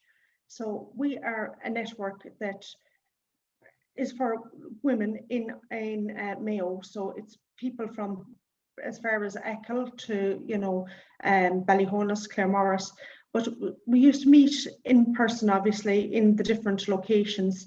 And when COVID came, then, you know, we went online and we started doing coffee mornings and, you know, catch-ups just to support each other. And we have ambassadors in our network. So our ambassadors would contact the members on a weekly or a monthly basis to see how they were getting on and just to connect with them. But since COVID, we thought, okay, this is going to be terrible. And, you know, for the first few months we were like, oh my God, you know, our network is going to die. How are we going to actually manage to connect and stay connected with our people if we can't meet them? We can't, you know, we can call them, but we can't meet them. And everybody was so down. And, you know, we kind of thought that COVID was going to last for, you know, maybe a month maximum and everything will go back to normal. But to be quite honest with you, since COVID happened and we kind of got over the hump of, oh my God, we can't meet in person, we actually opened up our network immensely because we are part of Network Ireland. And Network Ireland have several branches throughout Ireland. So from Cork to Dublin to Kildare, and we all started doing our events online. So some of our branches were, you know, only very, very small branches, whereas other branches have a couple of hundred members. So we kind of got together, and it was always the way that if you wanted to go to a Cork event or if you wanted to go to a Dublin event, you could, but who's really going to get into their car and drive for 2 hours to go to a Cork event? But now it's brilliant. So all our events are put up at the beginning of the month. So, you know, we'd be in the chat with each other and we'd be, who's going to Cork? I can tell you I'm going to Roscommon tomorrow night, and somebody else will go to Cork, or somebody else will go to Limerick, or somebody else will go, and it's brilliant. It has really, really opened up, and we're not just networking with the people in Mayo now, we're networking with everybody. So we're you know, and we're trying to support, we'll say, the locals, we're trying to support Roscommon, we're trying to support Galway, but we're networking with everybody and we're getting business, and that's what it's all about. And like the other members have said, that's what it's about. We need to support each other and we need to, you know, give business to each other. And like, I mightn't be able to help one of you, but I might know somebody else that wants your service. And it's that kind of, you know, build the friendship, build the connection, and get the connection and get a bit of business. We're supported by the AIB will be our main sponsor, but we're backed by the local enterprise office. And to be honest, like, I will be in a male-dominated industry, auctioneering. You know, I go out to do a lot of valuations with petrol stations and commercial warehouses. And the first thing that happens when I step out of my car, I'm met by a man mainly, and their face is like, "Where's your boss?" So, you know, really and truly, when I got involved in Network Mayo, it has been life-changing for me, and that is the honest truth. The encouragement and the support of the other members has been unbelievable. And I see Anne Connolly is on here today, and she's a former president of Network Mayo. And to think that a few years ago when she was president and she was like, "Oh, you'd be a brilliant vice president and you'd be a brilliant president," I was like, "What are you on about?" But, you know, to take the inspiration of other leaders that have been absolutely unbelievable and have changed, you know, Anne has made a serious contribution to Network Mayo, and I know she's involved in other networks. And honest to God, like, I have to say thank you so much, Anne, because I did not believe in myself the way Anne believed in me that I could do this. And like that, it's to take inspiration from other people. And the conversation earlier, like, who do you look up to and who do you aspire to be? You aspire to be different people. You aspire to be like different people in different ways, in the way that, you know, the different parts of your life, so personal, professional. And like, I would take inspiration from people around me rather than from, you know, the bigger figures that you'd see on television, or, you know, the bigger personalities, you know, the people that have, you know, maybe 1 million contacts on LinkedIn, and that I think it's more important to look closer to home and you know, believe in the people that are around you rather than the ones that are too far away from you. Well, I think Caroline, you know, you've referred to a range of the reasons why people get involved in networks, you know, connectivity, getting business, supporting each other, all of those different elements. And we, like, when I put all of this together, you really have between the five of you given us a blueprint for why somebody would like to get into a network. But Caroline touched on a point there about it can't be run on thin air either. It needs to be backed or supported and resourced in some way. So could we just go around the room, and Helen, maybe if we could start off here with you, the different business models behind different networks. Some of them can be entirely voluntary, some of them can be member organizations, etc.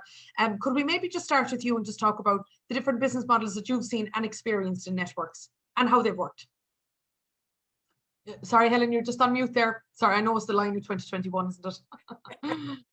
Sorry, there's two things. One, I just wanted to make a comment on Evelyn's point about the local enterprise office in Donegal. I think we conducted a really interesting experiment last year as part of a program called Ambition, which was a pre-accelerator program for women. And traditionally, that program would have been run for women in the county. It would have been in person in Letterkenny, where women would have come from all over the county to participate on some workshop days.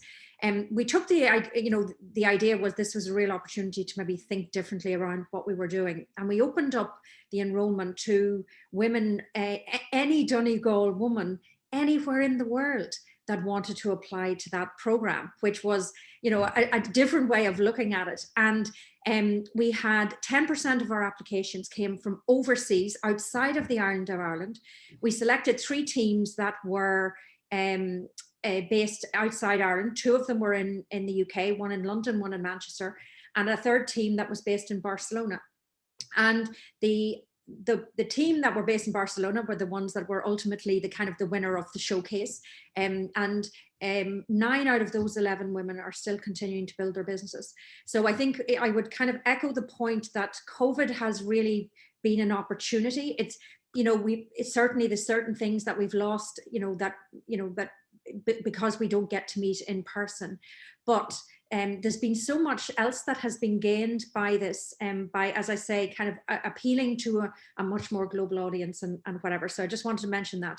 I suppose the majority of the networks that I would have been involved with in my job are all obviously free. So people don't pay to be a part of those. At this point, I've kind of run over 20 pre-accelerator programs, and there are peer network groups with all of those programs. So what's really interesting is that people continue to stay in touch. I would say that the female founder ones have been the ones that are most active.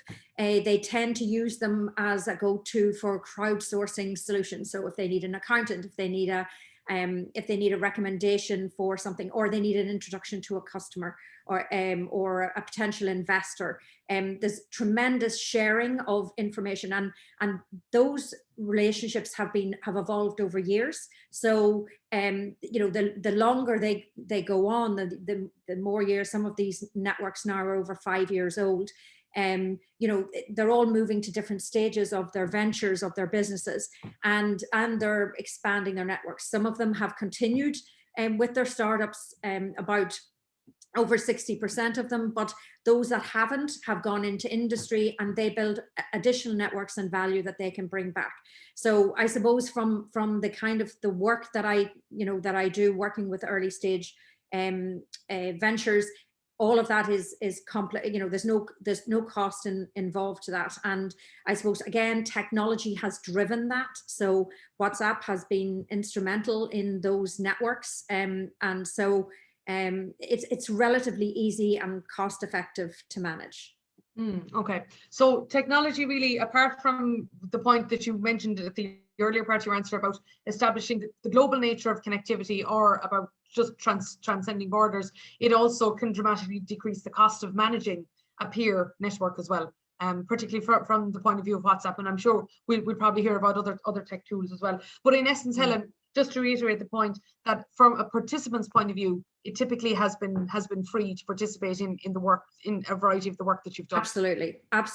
Oh, completely. And I mean that has to be the value for the people in the network, is to find a low cost way of delivering access. But then also, I suppose, is just how then it's managed. It's more a kind of a labor issue, or a moderating or facilitating. But in terms of, I think that's the brilliant thing about technology. There's any number of platforms that people are using for this, and as long as those are easily accessible, then people will actually use them. And that'll be something that I will actually put to all of the panelists as well here today, is the platforms or the tech tools that you've been using to facilitate that as well. And Mary, how about you? How does Awaken Hub and the other networks work from a business model point of view, specifically from the point of view of their sustainability is the key question. Yeah, this won't take me long to answer, Susan, because Awaken Hub is a social enterprise that is running on a not-for-profit model. We receive zero government funding from either Northern Ireland or the Republic of Ireland, although we'd very much like to receive some financial support, because it would allow us to significantly scale quicker the support that we're offering to female founders across the island, especially now that the She Session has really started to bite, and let's talk about a third lockdown, and as we all know, it's women's jobs that are suffering on both a positive and a negative way from that. So no, we don't, the four of us just do this as a voluntary effort. Our members share with each other on a voluntary basis, and I suppose if things don't cost much and you don't have any expenses, you can just keep going, but some funding wouldn't allow us to scale. And on that note, Mary, just like Helen mentioned there, she said WhatsApp has been instrumental, for example. What platforms or what tech tools are you using within Awaken Hub to facilitate to facilitate the network itself? So we run a monthly Zoom call. We've got a website that the four of us developed ourselves. So it's not very fancy on Squarespace, but we did it ourselves, and it's, we like it. It showcases lots of our members and our members' testimonials. All our videos and blogs and everything from all of our events are on there and are free to access. And we've just launched a private Slack group as a way of facilitating some more personal type of network, deeper networking between members, Susan. But that's the height of it, really. That's everything. There's nothing fancy in there at all. So Zoom, website and Squarespace, private Slack group, and of course, Mary, the oodles of energy that happens across social media as well. The energy, the LinkedIns, the Twitters, all that stuff. Yeah. Yes, indeed. Okay, that's great. And I suppose just something there to pick out that you said is that if funding was received, well then it would enable you to significantly scale. And anyone that knows you, Mary, knows that you know exactly how to make that happen. Yeah, I'm really surprised that both governments aren't biting our arms off, but we're working on it. Yeah, I'd say time is of the essence there too. So Yvette says here, not-for-profit organisations here in Canada have been unfortunately forgotten from recovery, financial funds from government COVID funds. Brenda Clark has just shared there just some details there about Network Mayo. Also as well, let me, if I can go back up there, there's a variety. I suppose, this kind of goes back to Anne mentions this, Anne McKillop mentions this, just about I think, Caroline, it's referring back to a comment you made yourself about being in a predominantly male world. As she says, most of my career was in an industry where the female-male mix was around 50-50. We worked well together and respected each other. You could feel it. When I moved into management, I had a real culture shock with some of the attitudes of the bloke. So I suppose that's something that probably many of us could identify with and are seeking to change. Evelyn, the business model behind Donegal Women in Business. Yeah, and first of all, I just want to say, Mary Mckenna, fantastic job, brilliant, doing great work, and very proud Donegal woman as well. So it's very good, nice to be up in this corner with her here. So yeah, Donegal Women in Business Network, 22 years, a lot of very strong women have brought it from where it was to where it is now, and will continue to do that in years to come. Donegal Local Enterprise set it up originally and now are supporting us to a certain degree and will continue. There are some plans to have a facilitator going forward, which is fantastic. What I think what's really, really important here is that the network, or any network, is only dependent on the voluntary committee if it is a non-commercial. So, we had a committee meeting last night, and some of us spoke about the fact that we haven't missed in 70 committee meetings over the last 4.5 years. I think myself and Trish, the secretary, haven't missed one meeting. So, the amount of hours that you put in as a volunteer is fantastic. And you do that because you're passionate about networking or because you're passionate about women in business. I'm passionate about Kitchen Table Through. I'm passionate about frontline workers who you've got people like retail, you've got the hospitality sector who are, and our network, you don't have to actually be in business. You only have to have an interest in business or working in a business. So, really, I suppose we get a huge range of people who support one another on different levels. Just very quickly, you spoke about some great books. There's a great book, Harvey Coleman, Empowering Yourself, the Organizational Game Revealed. And I'm passionate about that because what that really does within our network is that what he says is that 10% is the showing up. 10% is the showing up for success. Success in a business, in a network, in the job that you do, or in as self-employed is 10%. We turn up, we get paid, or whatever. That's it. 30% is literally, so that's the performance. Sorry. So the performance is 10%. The 30% is the image. Sorry, lost my train of thought there. So the image is your reputation, your style. It could be, if you're in business, your company van, is it clean? It's as down to as basic as that. But 60% of success is down to the E, which is exposure.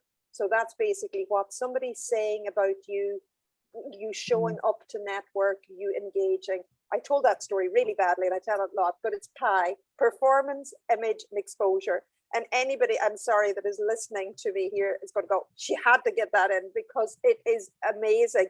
And it was a speaker at a conference 3 years ago, an amazing lady from Primerica that actually I heard that from and have passed it on.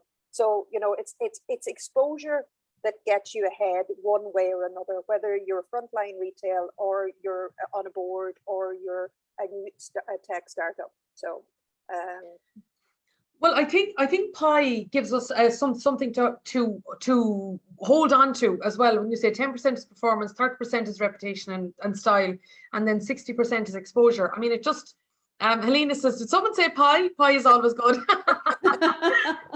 So it is. It's a good model to hold on to, and particularly since the 60% of exposure, that obviously is the essence of what we're talking about here today as well. So that's great. And never missed a meeting in 4 years, yourself and Trish? No. Wow. We haven't missed a meeting. So that's impressive. That's impressive. And two very busy women in your own rights as well. Yeah.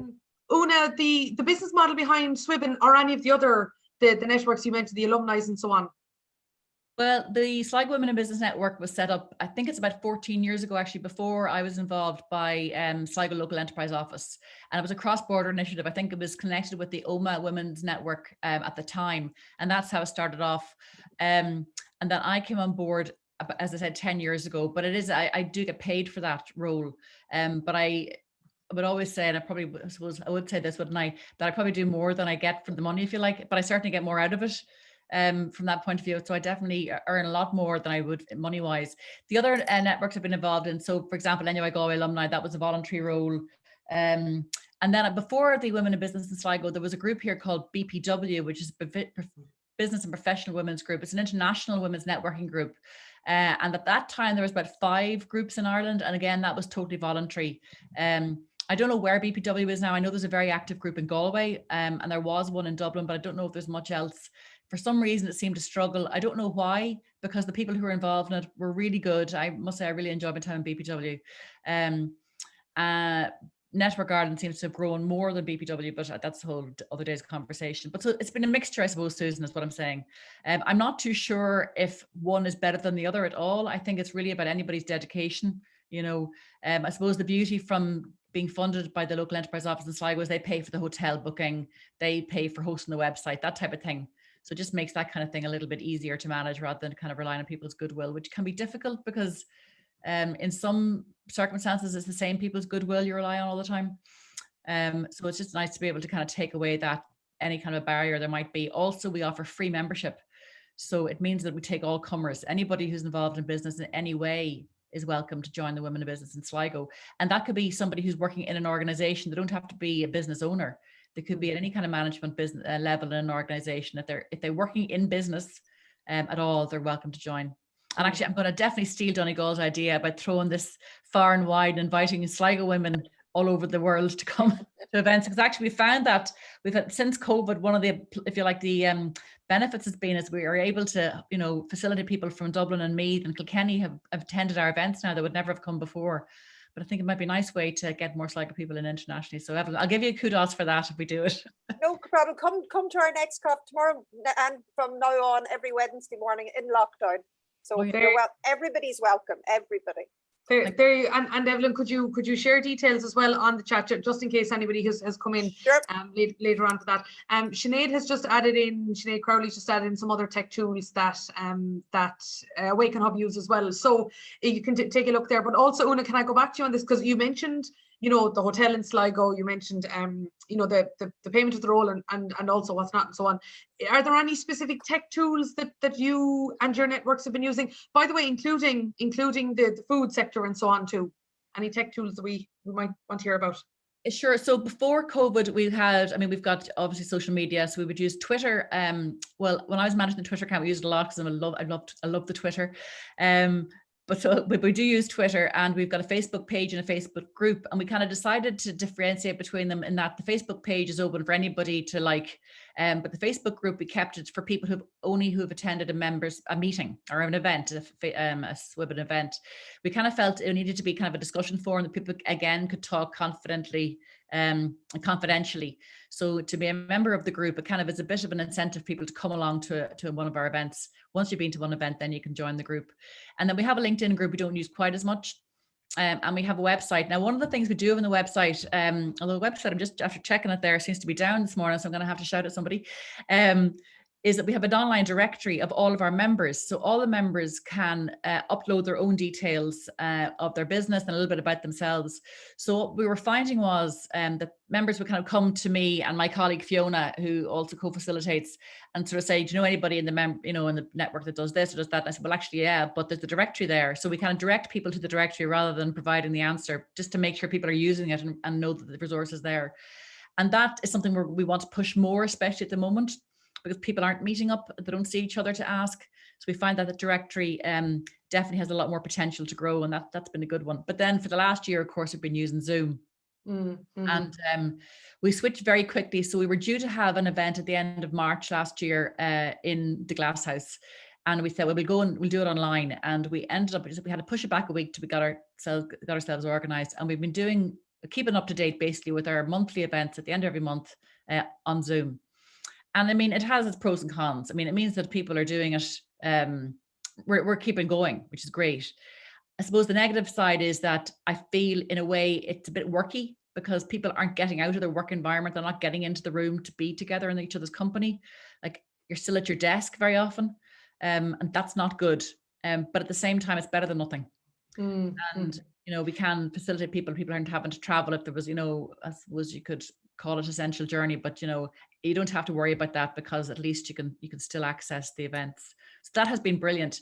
You get a bit zoomed out though, and that's the problem with it. You'd like to get away from that. You'd like to get away from the desk and the computer, but we can't do anything about that at the moment. And it is only going to be, it's temporary. We know that. It is. Yeah, it is. It is neat. And actually, on the other hand, then Joyce has just sent in a message here saying, so nice to know you would welcome Canadian girls to participate as well. And I know, Joyce, right, before I ever said that, I knew that I would find 5 nodding heads nodding right back at you, and involuntarily that's what every single one of them did. I suppose I'm fortunate that I know most of the panel here today, so I had a good idea of what was going to happen there, and also there I can see that Evelyn put up the link there for the Let's Meet for Coffee. Can I just add that if somebody does want to come to the Sligo event, when you send your email in, it'll be my colleague Fiona who gets it. So just make sure that you tell her I sent you. Yeah, that carries great social capital, I can tell you. Also as well, I do think you are right to say though, Una, that you can't always rely on goodwill. There needs to be an element of sustainability in there. There really does.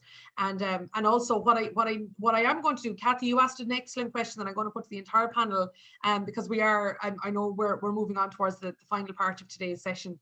And with this panel also. Caroline, can I just go to you briefly? I know you've already mentioned backed, supported by AIB. You also have the support of the local enterprise office as well. And I know that there's a small membership charge for Network Mayo. But any other tech tools that you've been using to facilitate that? Yeah, well, we've got Network Ireland have a website now. We're actually getting it upgraded at the moment.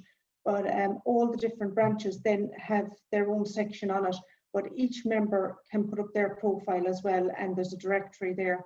We're using WhatsApp, we're using Jotform, obviously Zoom. Now, when we're able to meet in person, we're going to meet in person, obviously, but we're going to also have the opportunity for members that don't feel comfortable with coming to events or can't come to events, we're going to record them, and we're going to have the Zoom option available so that we can still have the option of people from the other branches throughout Ireland that can join our events.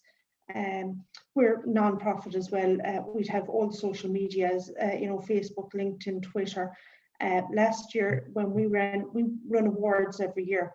So last year when we ran the awards, we done virtual awards locally. And nationally, they done virtual awards as well. But we brought in Midwest Radio. Myself and Brenda Clark from Brafey House were organising the awards last year. And we brought in Midwest Radio, and the publicity we got for the people that went forward for the awards was unbelievable. The amount of positivity we got from locals, support, but also business, it was unbelievable. And obviously then we brought in the local newspapers as well, and we had them, and we had some audio visual recording and audio, which we gave to each of the members that applied for the awards, and they used it on their social media platforms. So that benefited them as well. So it wasn't all about, you know, who wins an award or who gets, you know, first, second, third. It was more about promoting each other, promoting each of the businesses. And, you know, almost everybody that applied for the awards actually they either made connections or they got business out of it. So it was brilliant. And we also have coffee mornings, and we have a monthly newsletter that we brought out this year, and we use MailChimp, which is great because at least we can see then and monitor who is actually, you know, some people, they might be sick, they might be having issues, they might be closed down, they mightn't be working, and, you know, they might be just fed up and they're not engaging. But it's great that we can actually monitor who's opening their newsletters, who's there, you know, maybe somebody, you know, needs a phone call to a bit of encouragement, and we're finding that's a brilliant way of knowing where we're at with our members. It just shows the ingenuity really of just the adaptability of you all, and not just you all, but the communities along with you, which couldn't have been done without the willingness on the part of the members for sure, but also the, you know, the vision and the action and the implementation and the adaptability of each one of you. That's great, Caroline, and that gives us a very good sense of them there. Particularly, I mean, you know, never mind going to the radio to hope that you get an interview. Bring the radio to the awards anyway. And I can see here that that Jill said here it was a great event, Network Mayo. So my final question to you all, and actually, Una, I'm going to start with you on this. I'm going to paraphrase what Kathy Higginson has just sent in a question here. She says, it would be really useful to know what the networks actually do. Is it organize events, regular online Zoom calls with teams, general chat, linking individuals, e.g. buddies, mentoring peers? So Kathy, I'm going to take my lead from that question, right? And that is, if we go back to Helen's point, right? Helen mentioned earlier that from her research, 81% said peer support was very important. But how much formal peer support actually happens from connecting individuals together based on whatever that would be? So what I would just like to hear is, I suppose, again, I'm addressing the elephant in the room like I did in the last panel, is many networks encourage peer support organically. Little is done generally to facilitate it formally.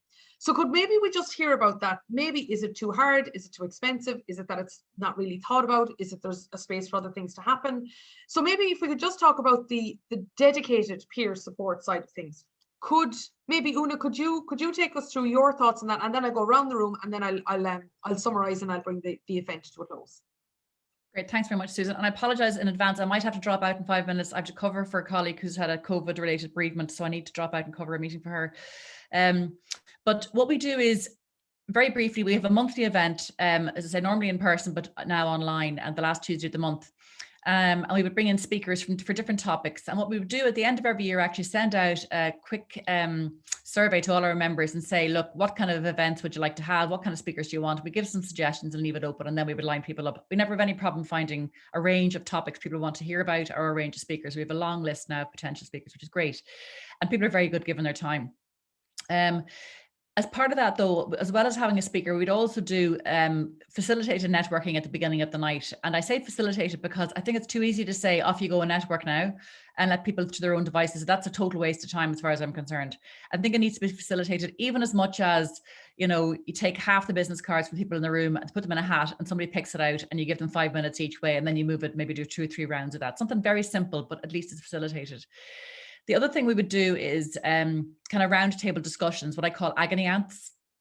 And so we'd have round tables, we'd throw problem. Again, we might ask for some problems in advance, but usually I come up with the problems because they're always the same ones everybody has. Throw them into the table, get people to discuss them among themselves, and then feed it back. So they get maybe 10 minutes to discuss the problem, come up with some of the solutions they've experienced themselves, and then that's fed back to the big group. So that's kind of how that goes. Now, the other thing we do in terms of peer-to-peer, because not everybody wants to speak in a group, even around a table, would be to say, meet for a coffee. So in between times, we tend to say, look, there's somebody here tonight that you want to meet up with. If there's somebody that's not here you want to meet up with, we'll put them together and then say, between now and the next day, meet up for a coffee. And then they can start discussing things. So it's a wee bit more informal, but at least, again, it's facilitated. I just think leaving people to their own devices doesn't work really, because people can be very quiet and not likely, especially the newer members, not likely to kind of seek somebody out. Whereas if you can just kind of hold their hand and say, what I call the Bridget Jones model. I don't know if you remember in Bridget Jones, the book and the movie, when she introduces people, she say, hi, Evelyn, this is Caroline. Caroline's very interested in auctioneering and horse riding or something. And, you know, here's Evelyn and she's a scuba diver. It doesn't really matter as long as you're just bringing them together. So I think I'm a big believer in that. Just break that ice a little bit and then kind of give them the shove in the back and off they go. So that's as much peer-to-peer as we would do. But there's no really formal. That said, I think it works. What we do works quite well, even I'm not sure people want an awful lot more formal than that. Seeing other formal events happen and it doesn't as enjoyable. It's a bit too worky, you know.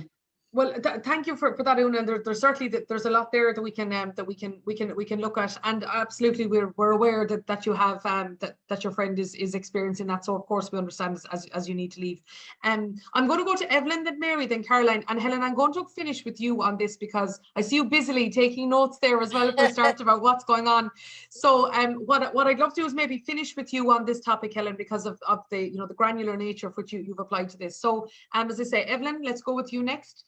I mean, pretty much what Una says is what we've been doing, but we've noticed as well that some of our members have taken great initiative. And I would really say that in any network, like we have 220-ish members, and we always say that it's like the 80-20 rule, 20% really committed, really involved. And if you had them in a room now, they'd say, oh my God, Donegal Women in Business Network are the most amazing network in the world.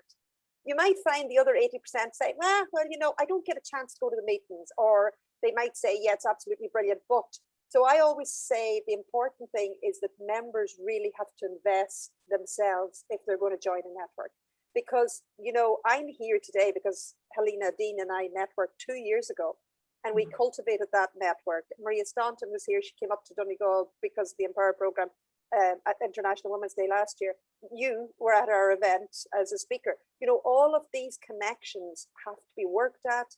They have to be created. So peer-to-peer, absolutely, yes, we do all of those things. We have the coffee mornings, we do the conferences. We've had 2 sold-out conferences. We had International Women's Day, 200 people last week. So we've done all of those things. But the one thing I suppose really before we would leave today is that I would say invest your time. Invest, if you're not investing money in it, invest your time to follow up. Just don't join a network and think, oh, that's great, it's all sorted, I'm going to have all the answers now. Be brave. I understand a lot of people need to be brave to actually make that initial, I'm going to go to Evelyn's Zoom network, or I'm going to go to the network's event, or I'm going to join somebody on LinkedIn. God, what'll I say? So, but I would say be brave to do that, have a bit of a plan, and create your own peer-to-peer, be the builder of the peer-to-peer yourself.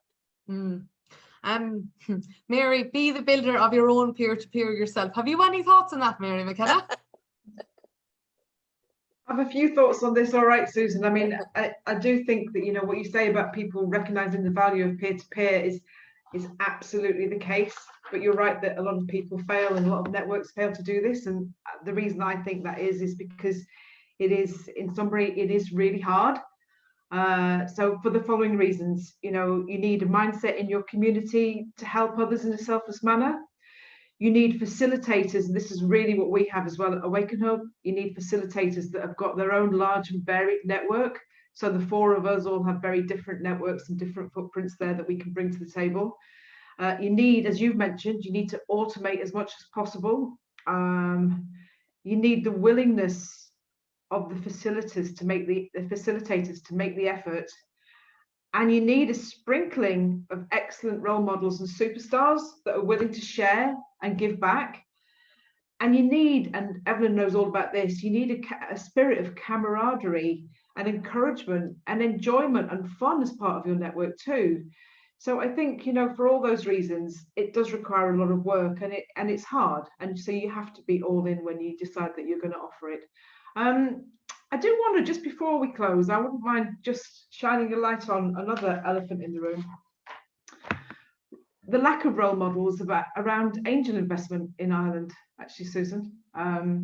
This is something that mostly middle-aged men keep to themselves. It's an asset class that is denied to women because women do not bother to find out enough about this. And so Our long-term plan at Awaken Hub, now that we've created a community, is to start to address this, but we're in the very early stages of thinking about it. But you know, your earlier conversation about role models really got me thinking about this, and it is something that is not open to women because it is a closed group. And do we think those men are investing in companies just for the fun of it? They're doing it to make money, and we are missing out on that. So that's my thought to leave everybody with today. Yeah, and I mean, you know, I have every Maria Stunt has just come back in here. Yes, I agree, Mary. We need more female investors in order for a wide range of thoughts on a panel. And actually, it's for my own masters, which I finished, would you believe, the night before. I spoke at Donegal Women in Business, as all of them they all knew about that the next morning as well.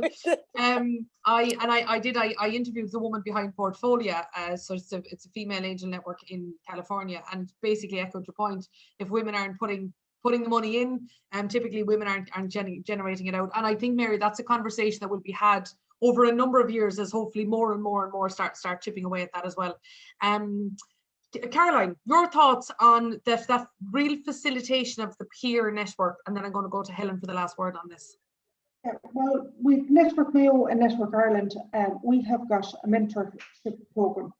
So we have 3 members in Network Mayo that are mentors on that program. So they're offering, you know, an hour and a half of their time free to any member of Network Ireland to connect with them and to get their advice. So we've got a directory on that. So it's everything from social media to coaching. Like our mentors in Network Mayo, we have Anne Connolly, we have Paula McNicholas, and we have Melissa Moore. But there's others throughout the whole country that we can connect with. We engage speakers from different branches as well. So we try and use our members in Network Mayo or in Network Ireland and highlight them and showcase what they have, rather than paying for speakers that are outside our network. Now, we do invite other people in throughout the year, and we would break up our year into learning, wellness, and social. So we'd have social events along with obviously the awards as well, which would be a main part. We'd also have ambassadors. So we'd have a strong committee. And I would be the kind of person that, you know, if you're going to sit on a committee, please do your job. Yeah. You know, don't sit on it for the name that, oh, I'm a secretary or I'm a whatever. You know, if you're going to do it, do it. And exactly the same with Network Mayo. If you're going to become a member of Network Mayo, it will only work if the members engage with each other and come to the events. And like one of the other ladies was saying there, it's very disheartening when you have a large base of members, and you run an event and you put your heart and soul into the event, and then a quarter of the people turn up at the event. Whereas if you get a large attendance at an event, it's so much better. It's so much more beneficial to you and to everybody. So we'd have ambassadors that reach out to each of them, to members on a monthly basis and encourage them to come to the events. And like you said, everybody is in it for different reasons. And some people might be in it just because they want to put it down that they are a member of a network and they don't attend any events. But we can't make people attend, but at the same time, it's great to encourage them and try, and the more people that attend the events, the better they are. Absolutely, absolutely indeed. And Helen, the final word on this. I mean, really, between everyone, between Una and Caroline and Mary and Evelyn, we've heard a real blueprint there around what the challenges are around peer networks and also how they can look. And just if you want to switch on the mic there, Helen, and share your own thoughts on the challenges, I suppose, and where this conversation now sits. Yeah, so I would echo what many of the panelists have said around structure and facilitation, and certainly in venture development in that particular activity when we're trying to get early stage ideas into concepts and into businesses. That facilitation and structured peer learning is really important because we're trying to get ventures from one stage to the next stage. I think it's important to be relevant to the people within the network. So understanding what they need and giving them that. We tell the startups all the time, go deep and specific around what it is they're doing, and we have to kind of apply that to, you know, ourselves, and understanding where are the gaps and where people need help. And I think it's back to an overall cultural, you know, the very first group I kind of started to build this peer network model with was a group of women entrepreneurs on an accelerator. And when we got into the room to have the conversation around what they needed their programmatic experience to be, they started talking about culture first. It was values driven. It was about creating a trusting environment, about empowering each other, and this idea of tribe and community. And so, you know, understanding, you know, building those values into whatever the peer learning experience is at the beginning, I think is important. That give first mentality, helping others, and building that relationship culture. I think that's as much, you know, that's as critical a success factor as anything else we do in terms of activities afterwards, is to create that environment and that culture that everybody understands and buys into and signs up for. And I think if they, you know, when you set those, you know, you know, when you set those expectations on the first day, and then people start to get, you know, to engage, and we as facilitators have the ability to kind of amplify and shine a light on you know, on that activity. I think for me, that's where it really, you need to get a good solid start with, you know, with a focus on culture. Values, yeah, that's really where it's at. Yeah, it's I have to say this conversation has been very instructive and highly practical, and again, it's also been very diverse. I have to say the team at W Power really deserve great. They deserve great thanks for that. So now what I'm going to do is I'm going to ask Helena Dean to please just to come on our screen, please, and who will now bring the session to a close. Personally, what I'm going to do is I'm going to keep the conversation going. I'm going to put together a summary video and I'm going to post it on LinkedIn afterwards. I'm going to tag all of the various different people. I'm going to also put together a short report, and I'm going to send it to Helena and Teresa and the team to share it as well. There's been so many insights shared from right across the northern periphery, which is, I know, the target geography of the entire project. So we're going to make sure that we ground today's conversation in something that lives long into the future. But just actually, as I saw Sinead Crowley there mentioning earlier on, you know, she said the future is in such safe hands with the women that we've met today. And I think, Helena, that's definitely the right note to finish on as we hand over to you. Thank you so much, Susan. Thank you for really great facilitation today. And of course, thank you to all our wonderful panelists. I think, and I agree with what Susan said, it was a great diversity of opinions, insights, you know, a reflection on challenges and as well as opportunities.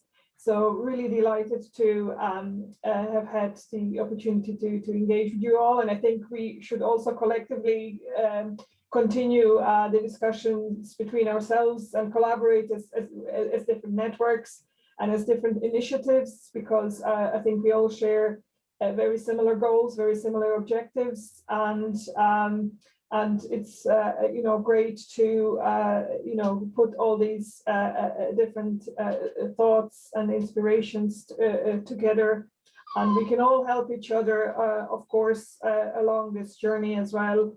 I just remembered, you know, say the work that Helen did around gathering some evidence is also so really important, because I remember talking to Maria when applying for the next round of Empower, how good it was to have been able to reflect on some statistics, etc., to use as collateral for, you know, proving, you know, somebody needs to finance these efforts, you know, funding is needed, and there's evidence that it works, and there's evidence that it's needed, and so on.